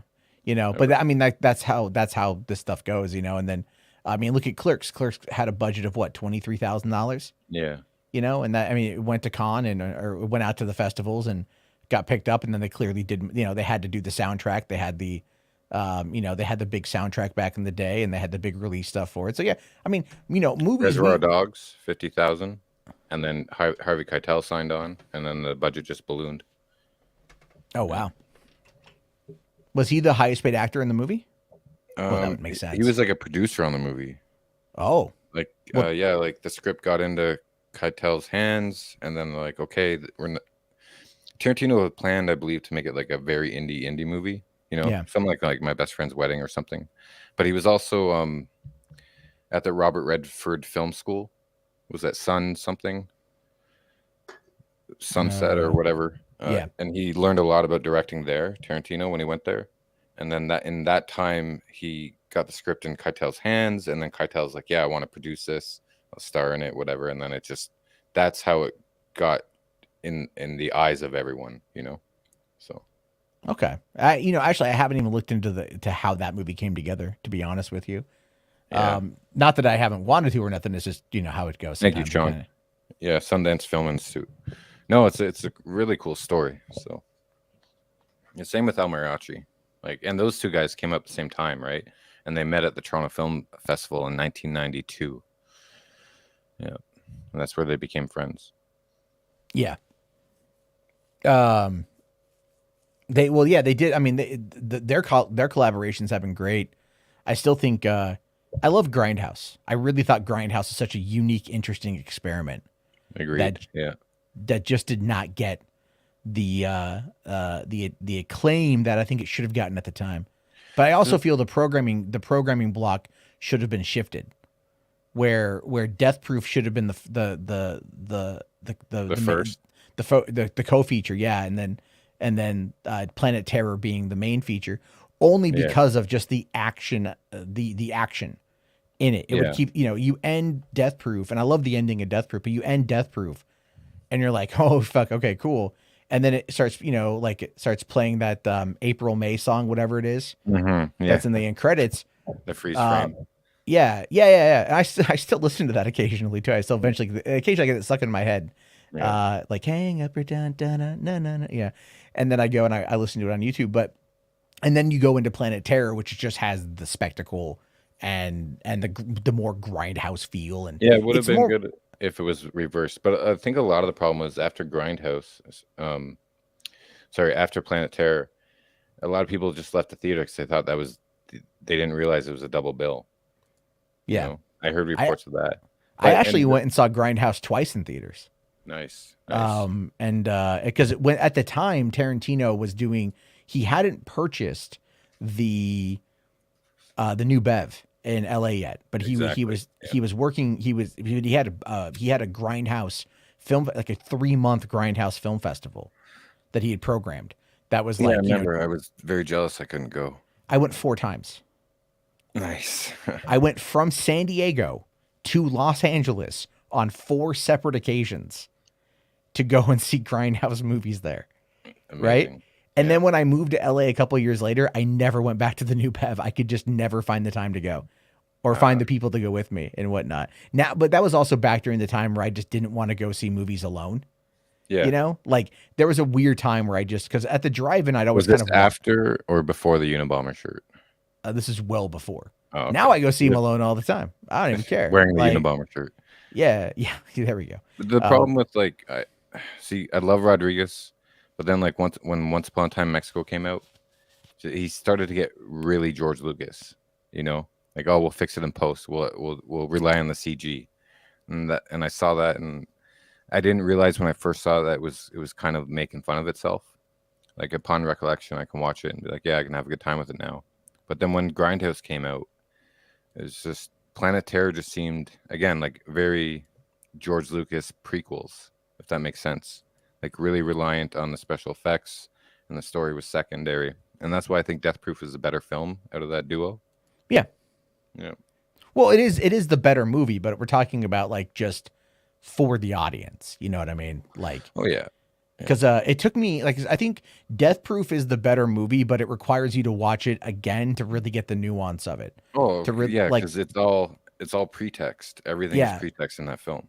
And I really enjoy it. I think Kurt Russell did a great job. Stuntman Mike is amazing. Zoe Bell, obviously. You know, Rosario Dawson and Mary Elizabeth Winstead. And the soundtrack is great. The fucking action is great. Like, you know, because the very first movie I saw at the Grindhouse Film Festival was Rollin' Thunder with Willem Devane and Tommy Lee Jones. See, when they re-released that on the Rolling Thunder label on VHS, I remember renting that and watching that and just being amazed. Such a good movie. I love it when like Tommy Lee Jones like reaches under the bed, pulls out the shotgun, and the hooker's like, "What are you gonna do?" "Oh, I'm just gonna go kill a whole bunch of people," and then just opens the door, zips up his fly, and goes to town. But fucking Willem Devane is like great in that movie, man. And like, just, I love the way it ends where like, where they fucking murder everyone at the brothel and then they just go to the bar and get a drink and it's just roll-in credits. It just fucking, because what I saw, the very first double feature I saw there was Rollin' Thunder, and I shit you not, Revenge of the Cheerleaders. Oh. Which starred David Hasselhoff. Yep. As Boner. And you see his dick in the movie too. It's such a wild film. It just like, it piqued my interest for just like how fun these movies can be, right? Like, because we went back and we ended up watching The Town That Dreaded Sundown, and sorry. We saw Rollin' Thunder and The Town That Dreaded Sundown, and then when I went back, we saw Pretty Maids All in a Row and Revenge of the Cheerleaders. And Pretty Maids All in a Row was so good. You know, that was such a good movie. You ever see Surf Nazis Must Die? I know of it. I've never seen it. I know of it though. Is that a trauma movie or is that? It's a trauma film, yeah. And okay. I had it on VHS. I owned it. It was a clamshell case. And in film school, we just grabbed a bunch of cameras one weekend, and we had a bunch of prop guns. So I just made this trailer for this very El Mariachi kind of action John Woo film. Yeah. And so I put tape over the little indents on the VHS tape of Surf Nazis Must Die, and I put the trailer in front of that film, and then I sold it back to Jumbo Video. So someone out there owns that with like this film school trailer in front of it. That's not a violation of copyright. You know, someone's gonna like, how'd that happen? I don't know, dude. Fucking trolls, man. It was the fucking 90s and shit. I don't think Lloyd Kaufman would have a problem with me doing that. I don't think so either. He would actually probably kind of commend you for it, I think. Do you know, did you ever know that Lloyd Kaufman put out a DVD series on I think it's called Make Your Own Damn Movie? I've heard of that, yeah. I actually, when Netflix, well, they still have DVDs, but like you can rent. But back when I first got into it, I actually rented that, and because it's like multiple discs or whatever, and I only got the one disc, so I need to like eventually find the rest of it because I was always fascinated by how to do the indie marketing. And then like the one time I went to the American Film Market, which was 10 years ago now, you know, Troma had a booth inside the hotel. They had a whole little room for their office meetings. And I was like, it's so weird to think that like Troma, like at the time I didn't really realize that like how well known these movies are, how well these movies do in the marketplace. You know what I mean? Like what I mean? It's like, you know, like I've never, because coming off of working at the drive-in and being in film school, like you know about indie movies, but like, you know, you're thinking of like art house indie more than anything else, because that's generally what you get exposed to.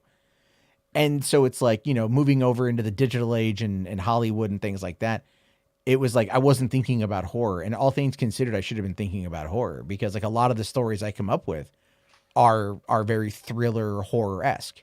You know, like the movie we made at the theater in LA it's a horror, it's a slasher movie. You know, I wrote a slasher movie and we made it. It's just never going to see the fucking light of day, unfortunately. But we still did it, you know, and like it was pretty fun. And everything else. And you know, like it's just that's I've always been drawn to that. I like the macabre, the dark, the strange, the mysterious, things like that. You know, and most of the ideas I come up with, like you'll never get me to write a story that is like a bubblegum, you know, fucking like kid-friendly fare. I'm just never going to do it. Like, it just doesn't, like, I don't ever want to tell those stories. I'll tell you this, the honest truth, James, the only movies I ever want to make are point of view found footage. Those are the only ones I want to make. You had mentioned that before, yeah. Yeah, those are just my jam. Those are just what I'm into. And I've always been. You should pitch it to Lloyd Kaufman, because once they learned about digital and streaming, like in the last 10, 12 years, probably I'd say 15 years, they've put out more films by like, I think I met this one guy, I can't even remember, but he had a film that was coming out on Troma and I watched it and it was like, but like they'll just distribute any of these low budget films now. Well, that's the thing with like Tubi, right? Have you ever been on Tubi? Yeah, I've got it on my Fire Stick, yeah. Right? Like, you know, I've noticed that there's a lot of black-led entertainment on Tubi, you know, both in front of the camera, behind the camera, which is great for representation as well as exposure. And like, I'm looking at some of these movies and like, I'll go and I'll look up the trailer and it's just like, holy shit, this looks terrible. Like, how did this make it on Tubi? But then at the same time, I'm not mocking them for getting on there. I'm just saying like, good for them. You know, like somebody's getting, like, when I go to Tubi, I feel like it's Netflix back in 2007, 2008, where it was just a whole bunch of like smaller films because they just needed to fill their catalog. Yeah. You know, but then now I got a message from someone the other day and like, oh yeah, The Matrix is now on Tubi. I'm like, yeah, but I own The Matrix in 4K. If I go to Tubi, I'm not looking for a movie like that. No, exactly. I'm going to Tubi for something that is like low budget and schlock. I watch a lot of Hong Kong action films on Tubi. And the commercials aren't that bad. Yeah. But like from 71 to 2001, they put out about 55 movies, right? And then from 2001 till now, they've put out 50 movies. So they really ramped it up. 30 years and 20 years, and it just keeps going up. Troma films. Nice. These are also short too. Maybe I should, because I have an idea for a movie that I personally, it would be so controversial if I wrote it, that I won't ever write it. But like I told Little Movie Perp who is in here sometimes, and I know he watches the replay. I told him about this idea, and he was like, I think his response to that was based, but he agrees with me that I couldn't be the person to tell that story. I think the idea is so interesting. I would love to be able to write it, but I can't. You know what I mean? So like that's one that eventually, like, I wouldn't mind formulating the overall like aspect of the story, like the beat points, and then going to another writer who would have a better understanding of that community to be able to like put it together and then add their voice to it. You know, I think what I mean? You told me about this one point when I was on here too. I think I might have said, yeah, I don't think I told you exactly what the plot was, but I've got other ideas where it's like taking, stuff I could easily do, with what I have here and make something. And then I would just make myself like the star of it. You could always Alan Smithy it when you write the script. Yeah. Yeah, definitely. Like, oh yeah, written by Alan Smithy. Yeah. Luke Stone says, tell us the idea. We won't judge. But the internet will. The internet will. The internet will. It's because it's an idea. It's very controversial. Very controversial. And the left would hate it, is essentially like it would be like, well, we're talking like levels of cancellation here that would get me in some serious shit. And it sounds like you. It does sound like me, but and also my whole point with it though is very much not the idea of being like exploitative. You know what I'm saying? Like, you'd be exploring it, or what do you mean? Like, you're not going to exploit it. So what would be the subject? Exploitative, essentially. You would be exploiting it. Yeah. Okay. Like, you know, like here, I have this little, I'll post this in the private. It's an overall idea, but you can take a look at that. There we go. That's very much what it is. Let's see. Rational here for $2. Thanks, buddy. Says, I DM'd you. Should I get that projector? It's a Christie projector. I mean, Christie's really good, but it's like, how much is it? It's Cinelife Plus. This is a home video projector. I don't even know how big this fucker is. It looks huge. This thing is huge. Where would you put this thing? I don't even know what you do. You know, I mean, like sure, I guess. If you could turn this into, you could use a sci-fi angle, and then it would be a lot more subtle. Okay, because I mean, you get the idea that I'm going for with that, right? Yeah, it would be very powerful. Yeah, right. But it's like it's an interesting idea, but it's like I want someone else to add their voice to it. Like, but I wouldn't exploit. I wouldn't do it I would do it in a tasteful way. Absolutely. If I were to do it, it would be considered exploitative. If I were to do it. You're saying, yeah. But if I bring somebody else in that would be able to best reflect from that culture, it wouldn't be that way. Because I think it's an interesting take. And definitely like looking at our society, like, so, you know, social media, things like that. It could go far, but again, it's something that I'm just kind of sitting on, that I'd like to see, you know, someone take a stab at, but it's very, you know, anyway, yeah, if you went sci-fi, then yeah. I mean, I wonder, you know what, that might be, I mean, that could be something. That might be an District 9, right? I love District 9. Yeah, that's an interesting take on that. It's so funny. Have you ever looked up like the history of District 9? Yeah. Like just what the short film Alive in Joburg was based on? Yep. We did a whole video on small screen about the sequel District 10. Oh, right. I need to watch that video because I'm very excited for District 10. I'm very excited. Some of the comments in that are like, well, I hope they don't have a woke message in the sequel. It's like, did you watch the first movie? Did you even get what the first movie was about? Yeah. I hope they don't have a political nonsense in District 10. What do you mean political nonsense? That's all that District 9 was about. Exactly, man. Exactly. Like, maybe got lost in all the mech suits. That's again, like, if it's, you know, it's like, look at Elysium. Elysium was a bit more on the nose than let's say District 9 was. Like, Elysium was really on the nose, but I still think Elysium was pretty good. I just didn't care for Chappie. I liked Chappie, the character. I fucking hated everyone else in that movie, and I wanted them all to die. Yeah, you know what? I watched Chappie, and then after, I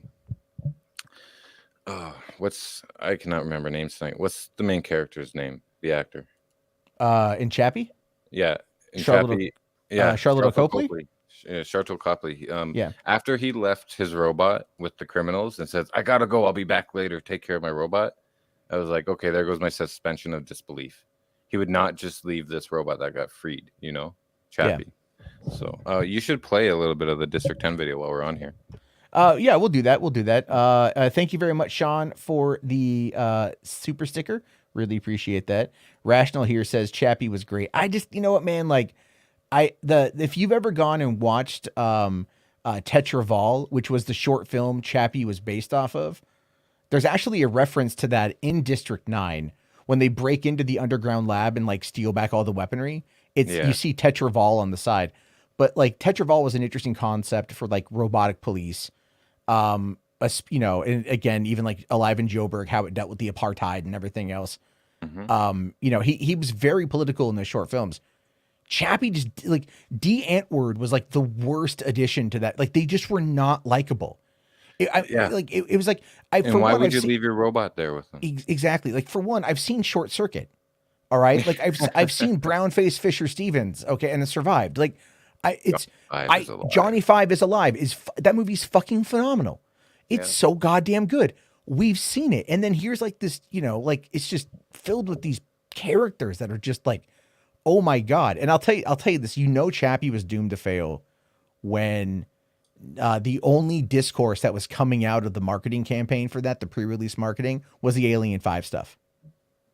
Yeah. Do you remember that? Like, it was all anyone could talk about was Blomkamp and Weaver doing Alien 5. And then here comes Ridley Scott swinging his big old dick and just shuts it down. And then we got fucking Covenant. Yay. Yeah. You know, there's, like the ant word. No, I don't. I really don't.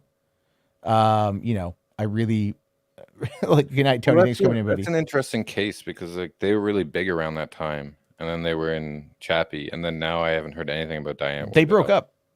Oh, did they? Yeah. They broke up a while ago. It's from my understanding. And I'm all like, good. Their music's okay. I just don't like them in the movie. I just did not care for them in the movie at all. But all right, couple things, because I do have to get going here pretty soon. Yeah. Because it is. I'm not going to force you to do another 5-hour. No. It's all good. But here's the Cocaine Bear.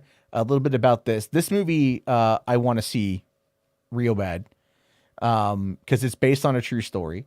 So this is the general story of it. In 1985, a convicted drug smuggler, Andrew Thornton, was on a smuggling run from Colombia and had dumped several packages of full of cocaine before bailing from the plane himself. Unfortunately, he hit his head on the tail of the aircraft and wound up in a free fall to the ground, where he was found dead in someone's driveway. Several months later, a 175-pound black bear was found dead after devouring approximately $15 million worth of cocaine that had been dropped by Thornton. Its stomach was literally packed to the brim with cocaine, the medical examiner who performed the bear's necropsy said. There isn't a mammal on the planet that could survive that. Cerebral hemorrhaging, respiratory failure, hypothermia, renal failure, heart failure, stroke, you name it, the bear had it. So they took this concept and they added it.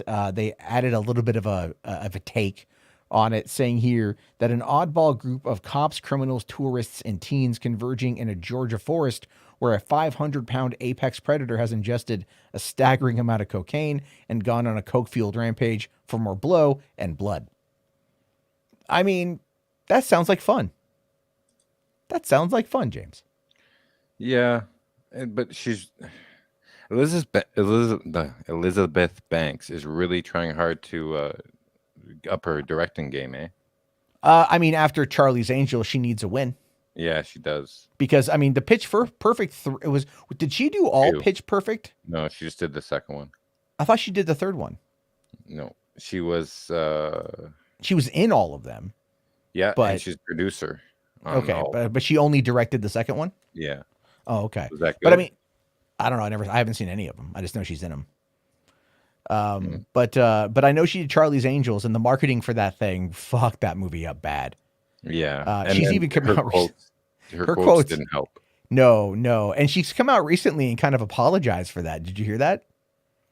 I think I did, yeah. Yeah, she was kind of like, I might have fucked that one up a little bit. Like, it was meant to be a movie about this, but whatever.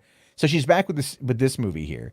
And look, this fucking poster, man. It's so Frank Miller. This poster has me just like, like hell yes.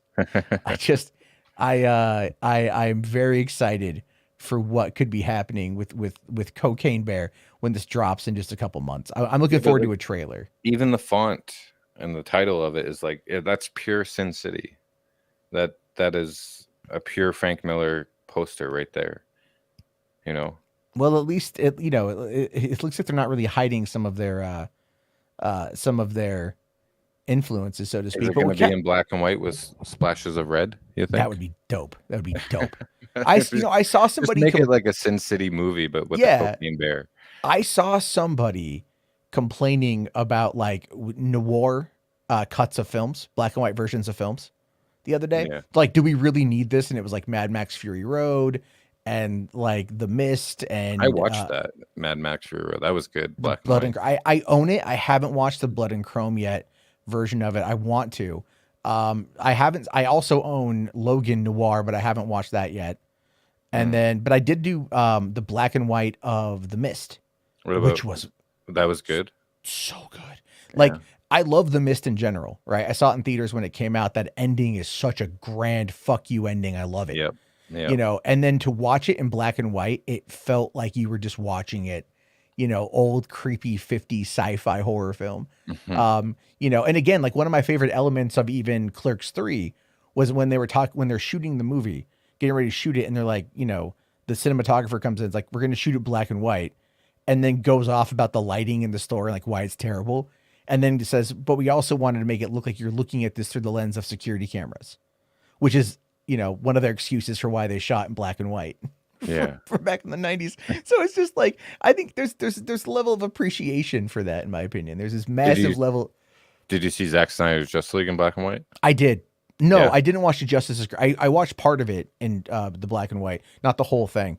But I mean, but from what I saw, it looked really good. Like, it's so funny that like people get really mad about that, but I'm all like, dude, like you can get a lot out of the nuance with a film like that. You can really, it's like, this is the thing I find to be really funny about these online armchair film critics these days, people that have never taken an opportunity to like truly understand the art of film and just want, pew, pew, bang, bang in front of them the entire time.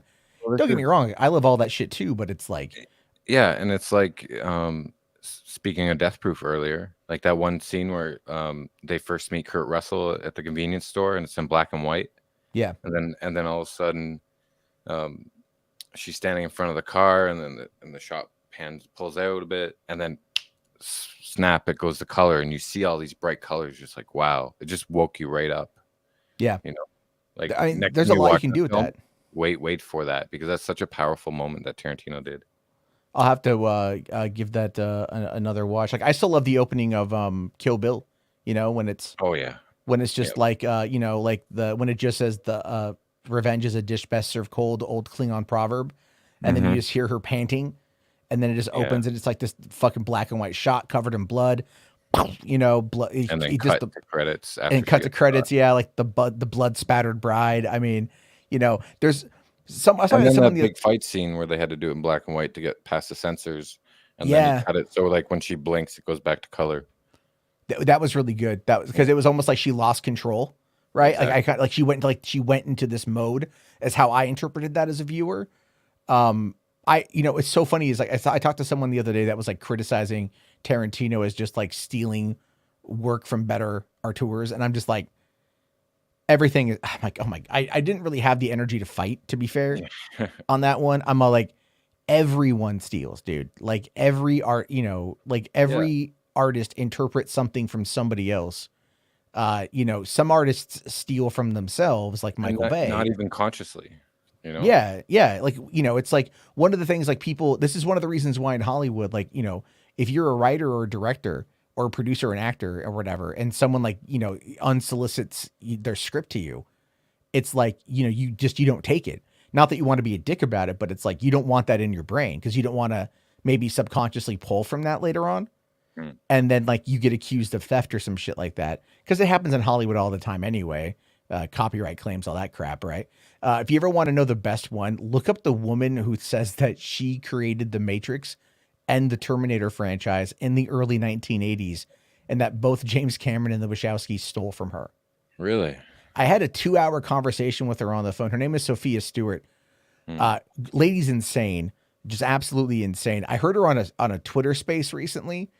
And she said, like, she basically was like all J.K. Rowling in there with like her comments on trans people, but no one like said anything. And I'm just like, because her audience is not going to say anything. Like they're not, they're very into like,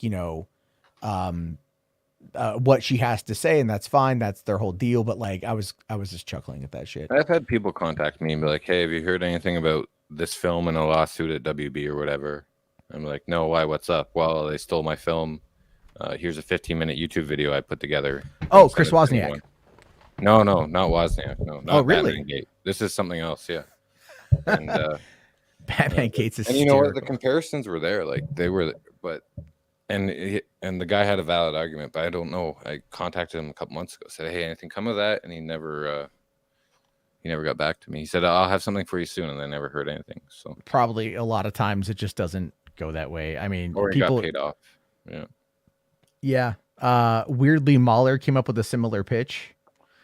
I mean, people have same ideas, dude. It happens all the time. Yeah. It's really not. It's the creative cloud. Yeah. I did miss this super chat here from This Is. Thanks, buddy. It says District 9, James Cameron's Aliens, Exo Squad, StarCraft, and so many others that were inspired by the original Starship Troopers novel. I mean, the Heinlein novel, yeah. But and then what was that novel inspired of? Yeah. Well, I don't know. I've never read it. So her was very dry. But didn't like Paul Verhoeven just say, I don't want to adapt the novel because like the novel shit or something like that? I think he just wanted to like poke fun at society. And he did a great job. Yeah. I love Starship Troopers. I can't believe that's 25 years old. And Right. like nothing has come close to touching it. But you know what's really funny though? It's an R-rated, violent, bloody, nudity-filled, sex-filled movie. And yet the CW or the WB channel actually had an animated Starship Trooper show that ran in the mornings. Yeah, but we used to have animated Rambo, and like we used to have like RoboCop toys as kids and Rambo toys as kids. You And know, the those are, RoboCop like, animated hard show. movie. What's that? There was a RoboCop animated show. Yeah, exactly. RoboCop versus Terminator, the video game. We had Police Academy toys. Oh yeah. God, I love Police Academy movies, man. Those movies are great. One of my friends who works in the game industry actually posted yesterday that there was a new trailer for Starship Troopers Extermination or something. It's a new game. And I don't know what it's about, but he's like, oh, I can finally talk about this. He's like, I've been working on this in secret for a while. So I'm like, very cool with that. A Canadian here for 5. Thanks, buddy. He says, Trump said that Putin used the N-word when talking to him. He later clarified that the N-word was nuke. Yeah, that doesn't surprise me. I don't know. He knows what the N-word is. I don't think he's that dumb to not know what the N-word is. It's all a nuke. You know, so let's just ask him what the other left field. that's I know. You know, what's really funny about the whole toys thing, right? I was at Walmart the other day and with my 4-year-old, and we're walking through the toy section for like in the movie side. So it's like the adult toys, so to speak. That sounds really bad to say. The older kids, I don't know how you would frame that, but they had a gizmo. They had a little gizmo plushie that like makes noise. And my daughter's like, ooh, I want this. And I'm all like, wait till you're older. Because I'll show you Gremlins, but you're going to wait till you're older. Did you tell her you can have it, just don't feed it after midnight and get water on it? No, I didn't tell her that. You should have. That was a perfect setup. That would be, yeah. That's actually, I'll do that again. She'll forget. She's 4. She'll forget. That would have made you a cool dad. That would have. Well, you know, I'll tell you this though. I was a proud papa tonight. I'll tell you what. So we were on our way to the store, and my kid, she's like, her name is Madison, and she goes like, she's like, my name is Madison. It starts with an M. I'm like, all right, can you spell the rest of your name? And she's like, and we worked on it for like 15, 20 minutes. And then she actually was able to spell her name. So when we got home from the store, went over to mommy and told mommy, and she's like, oh, what's your name? And she's like, she spelled out Madison. I was like, I feel very happy. Like, that's my kid. She's learning. That's awesome. Yeah, that's a big proud moment. That's a good feeling. It's a good feeling. Jess here says I should show my kids the second movie, Gremlins 2. Hell yeah. I saw that. I love Gremlins 2, though. I have no issue with that. I've seen Gremlins 2 more than I've seen Gremlins. Really? Yes. I've always enjoyed Gremlins 2 more. It's not that I dislike the first one. I do. I love the first one, but it's like the second one. Okay, I'll tell you this. The first one, when I saw the first one for the first time, scared shitless. Right? Like the scene when like you see the one gremlin walking underneath the streetlight, and then all of it after falling in the pool, and then like all of the other gremlins start coming. Yeah. That was seared into my brain as a kid. I was so afraid. So when Gremlins 2 came out, and it's more of like a dark horror comedy, I just related to it better, I think. I just was like, okay, like it's not frightening me like the first one. I get it. It's like Michael Jackson's Thriller. That scarred me as a kid. Oh, just the way the makeup was. Sure, I get that. It's like in Beetlejuice when they're in the bride and groom costumes above the table, and their faces get all shrivelly and old. That kind of makeup that scared the hell out of me as a kid. I can see that. I can see that. One of the things that like, that got me, like, it was like, you know, I remember watching like some movies like Arachnophobia scared the shit out of me as a kid. And I was looking, I think it was like on I was fine with that. Arachnophobia is on the Roku channel right now. And I was like, ooh, I should watch that again. I was like, we're gonna do family movie night. I'm looking through Roku, and I'm just like, hey babe, you want to watch Arachnophobia? And she's all like, no. You know, Beetlejuice did have an animated series too. My friend worked on that show. He's the one. He told me, because he used to do backgrounds on Beetlejuice. And I think we talked about Lethargic Comics before on here. It was an indie comic in the 90s. And they'd like spoof all like Marvel and DC. But Greg Hyland, he used to work on the Beetlejuice cartoon. And he would tell me like, this is why I became an animator, so I could paint backgrounds. And that's why I didn't go into animation, because I didn't want to like do backgrounds for My Little Pony for the rest of my life. Yeah. I understand. I hear that one. Let's see here. What was I was going to comment? Oh, yeah. McLeod here says here, I was very young when I first saw Starship Troopers, and it didn't occur to me until my bloody early 20s that the film was a commentary on fascist authoritarianism. Yeah, yep. The whole service guarantees citizenship. Exactly. I mean, like... and everyone's so obsessed in what role they're going to be in and the hierarchy and everything. Yeah, and everyone in Buenos Aires is white. Yeah. Right? Like, what's that a commentary on? Fleeing Germany to Argentina? Right. Actually, that didn't even dawn on me until more or less right now when I read that comment. I was like, oh yeah, everyone in Buenos Aires was white. So that Michael Ironside was a badass in that film. Oh man, yeah. I've been playing Ghost Recon Wildlands again, and like they've got some Sam Fisher missions, and like it's Michael Ironside. I'm just like, yeah, dude, fuck yeah, I love Michael Ironside. Always enjoyed Michael Ironside. I tried to get him into a short film I was shooting because we knew his nephew. Yeah. My cousin was best friends with his nephew, and we were trying to get Michael Ironside to be in one of our short films. Nice. Didn't happen though. Yeah. That sucks. I was nobody. I am nobody, but yeah. So yeah, but you know Simu Liu, right? You can hit him up anytime you want. Yeah, sure. He'll just keep ignoring my messages. There you go. That's how it goes. He's not really working right now. He's accepting awards though, I think, but he's around. But all right here. So we're gonna bring up here because we do have to wind things down here. So we're gonna look to see a small screen exclusive. I don't know if it's exclusive or not. Just you guys talking about the.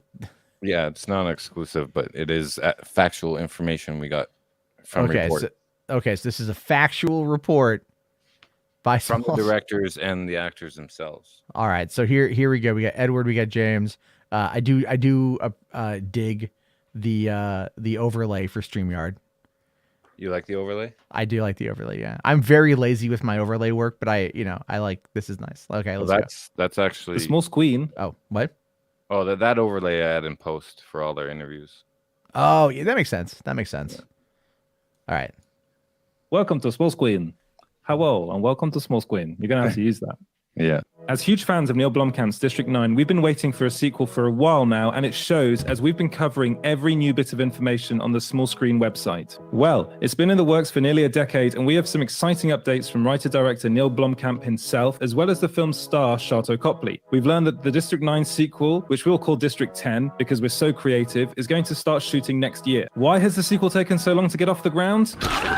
Will it have a huge Hollywood budget, or will it keep the authentic, bare-bones look like the original film and the short film it was based on? We'll be breaking all of this down, as well as some theories we have. It's okay with me. And as usual, we'll keep it as fast and as short as possible. All we ask for you is to like, subscribe, and clap that notification button Peter so we Gould? can keep That making makes more of sense. these here at Small Screen. Right. The first movie's director and writer, Neil Blomkamp, has been very open about the fact he's been developing a sequel for District 9 for years. He revealed in a recent interview that he's getting very close to putting District 10 into production. District 10 is being written not just by Neil Blomkamp, but also by the film's star, Sharlto Copley, and Terry Tatchell. If Tatchell's name sounds familiar, that's because she wrote District 9 and Chappie. So, with that in mind, the amazing Sharlto Copley recently did an interview with Bro Bible for his new film Beast, and he gave us an update on what's going on with the script, as well as why it's taken so long. I did a draft, I sent it back to him, he's done a draft. It's like just trying to find the right sort of story. Copley then went on to explain that Blomkamp felt in the past the timing wasn't right, as there were some things going on socio-politically in the world. And this is the reason why Blomkamp doesn't want to go into the film immediately, because he wants to have something to say with this movie. He then went on to say that production could start in a year or a year and a half, which is fantastic news for us District 9 fans. As for what the film's about, Blomkamp has been pretty open about what it could be about, while also not giving anything away from the plot. Here's what Blomkamp has previously said about District 10. That script continues to be written. It's looking good. It took a decade to figure out, to come up with a reason why to make the film as opposed to just making a sequel, there was a topic in American history that the second I realized that that fit into the world of District 9, it felt like an awesome way to do a sequel. So yeah, it continues to be developed and it's getting a lot closer. This is interesting and it makes us wonder what part of American history switched on the light bulb for the director's brain to get him really excited about the sequel. And how does it tie into the 2.5 million plus prawns still living on Earth after the mothership left? Will it be about a civil war in Johannesburg? Will the human race have enslaved the prawns? Has there been a pro-prawn movement that is sweeping the world? At this point, all these scenarios sound possible, and we have to start to think about how Sharlto Copley's character, Wickers, fits into all of this. Towards the end of the first film, he became quite famous for his role in helping Christopher and the mothership escape Earth. Has he become a figurehead for the prawn movement? Will the mothership return to Earth with more ships to enact revenge? Will Wickers find a way to revert back to being human or part human early on in this film? Surely Copley won't be playing a silent CGI alien the whole film. Speaking of which, we just wanted to say that the film's effects still hold up to this day, which is amazing with the $30 million budget the film had. And yes, that's a segue. Ladies, it's okay with me. Blomkamp dropped some information on what he sees for the budget and the scope of this film. I think the approach of the first film is correct. It's just really a question of the script. If there's slightly more stuff happening in the script, then you need slightly more money. But I think it would still be as stripped down and as bare bones as we could make it. That becomes more nimble and more creative, and personally, I like that. We here at Small Screen hope he keeps the budget and production to a modest level, and we get the same realistic documentary style the first film had and his previous short film had. The short film, called Alive in Joburg, that spawned all of this is really quite something. If you haven't seen it, we highly recommend that you check it out. It's here on YouTube. Interesting side note, Peter Jackson saw this short film when Blomkamp was getting ready to work on Halo, and Jackson told Blomkamp he should make a film based on the short film instead. Best decision ever. If you enjoyed this video, make sure to check out our news and exclusive playlist, as well as our latest videos. Thanks. All right, go check out Small Screen. That was Edward doing the comic book guy voice too.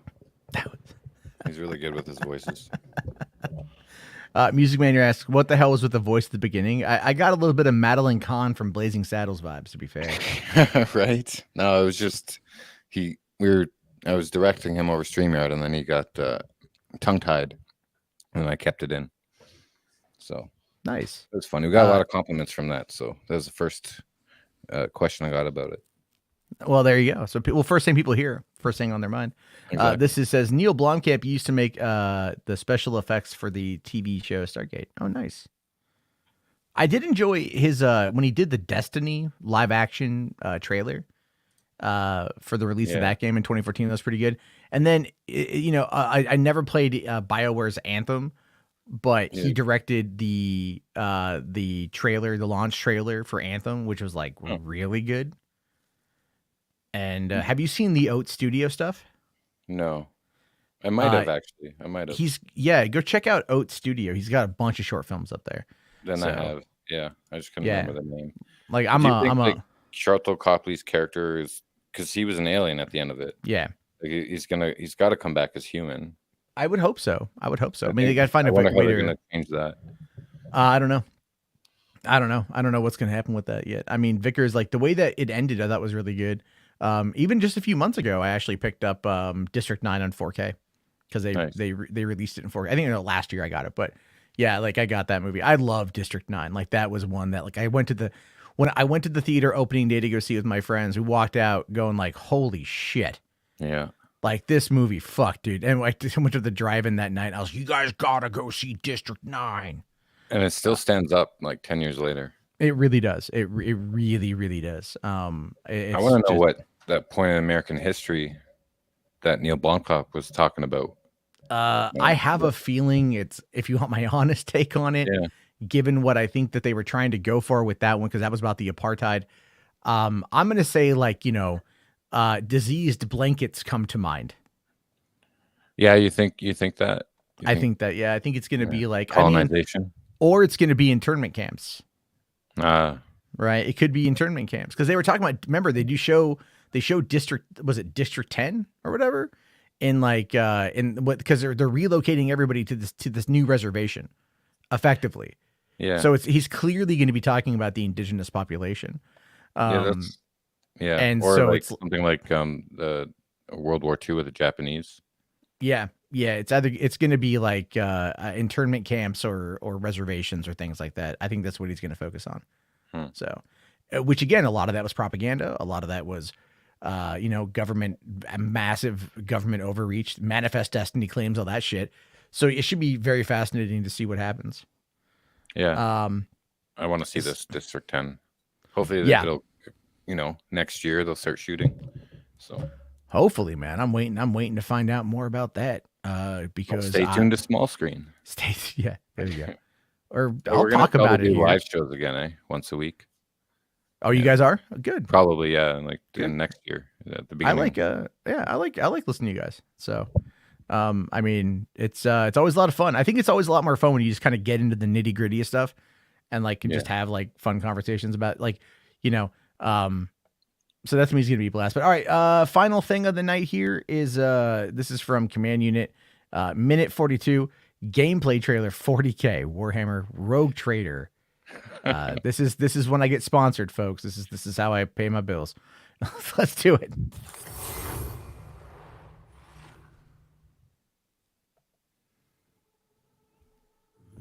The Coronis Expanse, the Imperium's perilous frontier, a foul haven for the enemies of mankind.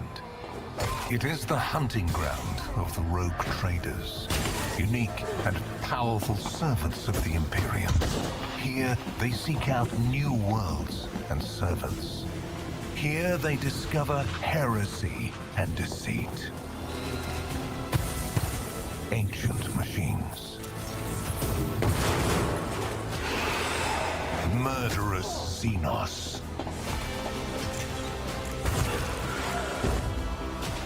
Warp-spawned horrors.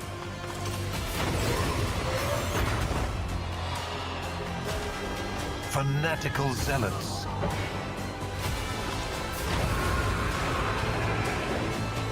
In these dark reaches, the Emperor's light is faint. It is the rogue trader's duty to navigate through this dangerous unknown. For they have the power to feed the Emperor's flame, or to plunge millions of worlds into darkness.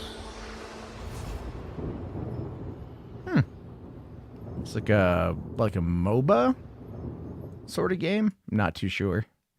But all right. I think Warhammer really needs a different direction in their marketing. Because like when you played that Warhammer film that one night, it was the same thing. Like very Warhammer, seek out new places, seek out new worlds, find new life, to boldly go where no one's gone before. Like that voice, and it just seems all the same. It'd be really cool if they like freshened up the marketing. I think. I think they, I agree with you on that. Just to kind of bring in more of the normies, but like, also it's one of those things where like they have the casual audience, James. The general audience. The casual audience, I think, is a fair assessment. General audience. This sounds like you're selling a movie to someone in the 1970s. General audiences are going to come and enjoy Porky's. Highest grossing Canadian film. Yes, and it's streaming on Amazon Prime. Yep. And I'm like, I gotta watch it again. And Porky's too. And Porky's too. Yeah, that's I forget that one, but yeah, we've talked Porky's before. I know you and I've talked Porky's before. Yep. It's a fun movie. I still think I don't know if you remember. Did I tell you when we talked about it how I first heard about Porky's? I was like 9, but I don't remember. So go ahead. I was okay. So we were camping. I was like 9. My stepdad comes over and he's holding eggs. He's like getting cook eggs in the in the stove, on the fire or whatever. And he goes, "Hey Matt, you ever see a movie called Porky's?"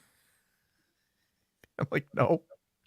He's like, "Oh yeah, no, you can't. It's like it's for adults." But there's this really funny thing in the movie. They play a prank on this guy named Meathead. He's a big guy, and they got 2 eggs. One of them is raw, one of them is hard boiled. And one guy cracks the hard boiled on his head, and then does the other one, and it's raw and it's on Meathead. And then they spends a movie, a guy named Pee Wee. I think it was Pee Wee, right? And he's like chasing him around the whole movie. As a result of that, he just starts laughing his ass off at it, and I'm just like, "Okay, that sounds funny." And then when I got the chance to watch the movie, I'm like, "This is way more than just that." Oh my god. You know what? The only thing I remember out of Porky's, because it's gotta be 20 years since I've watched it, is the hole to the women's shower. That's it. That's a good scene. Yeah. It's an iconic scene, I should say. I don't know. I don't know if good. I think that's why that's what I remember it, because everyone references it or shows clips of it. So that scene is a big one. Plus, it's also the box art is just like the eye through the people, you know, and like the girl's arm or something to indicate it's a shower. But it's so funny though when the woman grabs the guy's penis through the hole, and then she's trying to convince the principal to like make him show him her dick. I do Miss remember Ballbuster? Miss Ballbuster? Yeah. Yeah, now it's all coming back to me.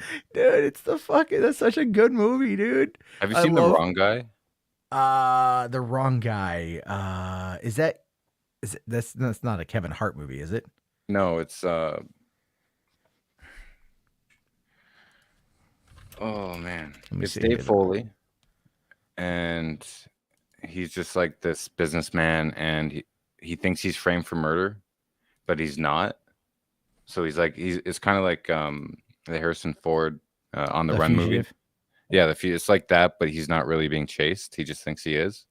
And Colm Fiore is the actual assassin. The cops are chasing him. It's very funny. It's very wow, funny. okay. It's actually on YouTube. You can watch it for free on YouTube. All right. Is it a Canadian movie? Yes, it is. I mean, considering Dave Foley. Yeah. Let's see. It's got Dave Foley and Colm Fiore. Well, you're also overlooking the woman in the movie. Oh, Jennifer Tilly. Joe Flaherty, and David Anthony Higgins. Yeah. That's I'm not a big Tilly fan though. So but I can see I didn't purposely overlook her. It's just like you kind of Dave Foley and Colm Fiore are like the main characters. Actually, you know what? I gotta say, when I watched The Wrong Guy again for a long time, a couple months ago, Jennifer Tilly was really good in the film and made me laugh a lot. I think it was like when she was in Liar Liar. I was like, it was too hammy, I think. So okay, I get that. Yeah. I get that. Like, okay. When she goes above her, like when it gets too overacted, that's when I'm just like, no, it doesn't really go for me. Yeah. So. Yeah. No, I understand that. I get that. There's a. But yeah, watch The Wrong Guy. Like, Music Man's right. It's like an amazing film. It's really funny. All right. Yeah. I'll have to check that one out. Because, I mean, I do like Dave Foley quite a bit. I mean, I grew up watching, not only did I watch Kids in the Hall, but also, news radio. Yeah. And everything. But, I mean, like, for me, it was like, because news radio was on and, and it had a good cast of characters. Because I was also a big Phil Hartman fan. May he rest in peace. Yeah. And, like, why couldn't it have been John Lovett? No, I'm kidding. I'm kidding. I still actually the other day I was on Twitter bitching at Disney. I'm like, bring back the critic, you cowards. So, if Beavis and Butthead can come back, so can the critic. John Lovitz is still alive, man. But no, I love Dave Foley. I love the cast of Kids in the Hall. What was it? The show Superstore on NBC. Yeah, I haven't watched it, but my girlfriend says it's really, really good. And it's funny, like, I have to get back on this, but a couple months ago, I was supposed to interview Bruce McCullough. Oh, right? Really? Yeah, and the guy that was like setting up the interviews, he doesn't do it for us anymore. Long story short, and sent me the email and stuff, which, I already had because I got my own research. But I gotta. That reminds me, I gotta message him, do that for the new year, because that would be great. Like, growing up close to the Rivoli where they started in Toronto, and being there to Rivoli and seeing Tom Green in the Rivoli, and I think that'd be a fantastic conversation to have with Bruce McCullough. So I'm looking forward to that. Yeah, I mean, there's also Stealing Harvard. You could ask me about Stealing Harvard. I would be interested to talk about Superstar. Yeah, because that was like. The fact that he went on to go and do the directing. I mean, not that the movies were always like perfect, but like they were always like, they're always fun in my mind. As soon as if I saw Bruce McCullough's name attached, I was like, all right, like this will be entertaining, I think. Did he direct Brain Candy? Who directed Brain Candy? No. Who did they get to direct Brain Candy? It's made from monkey cum, you know. It's still like, dude, I say that all the time. Kelly Macon directed that one. Right. He's Bruce a guy. McCullough directed a lot of the long form skits that they like, the film skits that they had on Kids in the Hall. They're really out there stuff too. Did you see the new season of Kids in the Hall? No, I didn't. I didn't actually. Okay, you got to watch The Wrong Guy, and then you have to go watch that whole season. Okay, it's on Amazon, right? It's better than the original Kids in the Hall. Shut the fuck up. It is. Seriously? It's better than Kids in the... No. The original. What? Yeah. Yep. And you're talking to someone who like grew up not just watching Kids in the Hall, but like living it in the cities that they were filmed in. So like being part of that culture. Yeah. Yeah, Sean Dickinson, Mr. Enema Bag Jones. What a great line from The Wrong Guy. I got to go check that out because I really do. I was like a little apprehensive on Kids in the Hall only because like a lot of those older reboots that come back can't really hit the mark of the original. You know, like I remember when Arrested Development came back and it was just bad. Yeah, it's just, you know, like all right, and then other things that come back that aren't that great. The new season Kids in the Hall, it's pure Kids in the Hall. Like they didn't hold anything back. Yeah. And they elevated themselves. It's good. It's good. Oh, it's so good. I'm glad because like I was kind of worried, to be fair, about Dave Foley because he went Disney for a number of years, and there's nothing wrong with that. It's but a he paycheck. Never lost it. Like if you ever watched like Last One's Laughing, I only watched like the first 2 episodes of the Canadian version, but Dave Foley's on it. That's why I watched it, and he hasn't lost his edge. All right. Like, but I mean, it's all actors will go Disney for the paycheck once in a while. Yeah, I get that. I mean, but then you watch the movie Postal and you see full frontal Dave Foley. Like that was shocking. I'm like, oh my god, Dave Foley's penis. Now I've seen everything. But all right, guys. On that note, it is after midnight. I do gotta get to bed. Thank you, James, for coming on. Yeah. Always a fun conversation. Thanks for having me on again. Appreciate it. Yeah, totally. Anytime, man. Anytime. I just like to BS. I think there's other stories I wanted to get through, but like, fuck it. You know, we got to the ones I thought. Last thing, Kevin McDonald's great. Like he's one of my favorite actors from Kids in the Hall. Yeah, and I loved seeing Dave Foley and Kevin McDonald in Sky High, the Disney superhero. Oh yeah. Dave Foley played the sidekick, and Kevin McDonald played the evil scientist guy. It was really good. I just always enjoyed like when Kevin McDonald popped up in the beginning of Galaxy Quest. I thought that was really funny. I thought that was like, okay, that's kind of crazy. Yeah. But I still really enjoyed, you know, because you know Kevin McDonald's voice. You just know his voice. If you are a fan, you know his voice. Yeah, you go watch Invader Zim and you'll be like, that's Kevin McDonald. Yeah, yeah. I'm like, wait a minute, I know that voice. And so you just know it, and you're like, all right, great, cool. Like, and that was when I'm watching Superstore, and like Mark McKinney is in it, and I'm like, okay, I'm like watching like Mark McKinney, like Kids in the Hall, Mark McKinney. Yeah. And then he is on the show as Glenn, and I'm like, he's fucking funny. He doesn't sound like him at all. He's like this total like right-wing Christian, like the super lovable guy. He's a super lovable guy, but like he just plays this character that's so over the top, and but he's really sweet, and you just really enjoy him. I watched a few episodes, and he's very good in it. It's very funny. He's very funny. Yeah. So Sean Dickinson in the chat there. That's I've known him since I was 12, and I told him to like come on and tune in because we grew up together. We went to film school together, and I'll have to have him on one day when I come on here. Yeah, and we'll talk to you about our Tom Green days, and that's where like we went to the Rivoli where Tom Green was doing open mic, and oh wow, Sean lent him his van to go across Canada. Oh we used wow, to go to Ottawa and see the filmings before he got picked up by MTV. We used to be admins in the chat for the Tom Green website, you know, and go hang, you know, whenever he would come to town, like we'd go and have beers with him and stuff.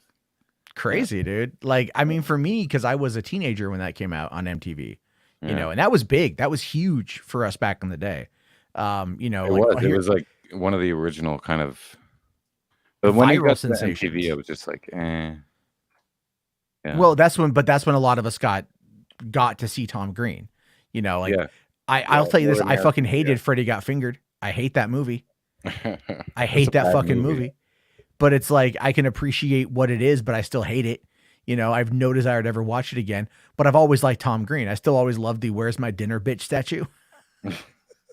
Like, and I follow Tom Green on Twitter and shit. I still enjoy Tom Green. Like 4chan messed with him for, he's a great little bit there. 4chan, you know, just like back when he was doing his just the web show and stuff. And you know, yeah, man, that's fucking cool. Yeah, we'll have to, yeah, you guys have to come on in and Sean, bringing out the ICQ, man. Yeah, Oh, my shit. ICQ number was 33047733. Wow. I don't remember my ICQ number, but I had one for a long time. I used to like, fuck it. ICQ was good. ICQ was good. Yeah. So when we sat down to watch Gummo from that, Sean was there. Yeah, he could attest to that experience. That's crazy, dude. That's fucking nuts. But all right, well, hey, we'll have to, yeah, we'll definitely have to get on talk Tom Green. Maybe try to get Tom Green to come on. I don't know. He seems like he's got some. Yeah, we'll get him on for small screen and then. Yeah. Obviously, yeah. Start there, right? You guys are the headliner, and then come over to the main show. I'm joking. But all right, everybody. Some of your subs. Yeah, come on over, small screen. I'll hold on. I'll put the link in the video description. All right, I'll put the link in the chat so you guys can go and check out small screen. Paste, you bastard. There you go. Go check that out, and you guys can give them a follow. They put up good stuff, and James is a good editor, and a good guy. So thank you very much for being here. Appreciate it. And I may not be on tomorrow night because I think it's the last night that Knives Out is playing. And if I can try to go see it, I want to go see it. But so I have to see the first one.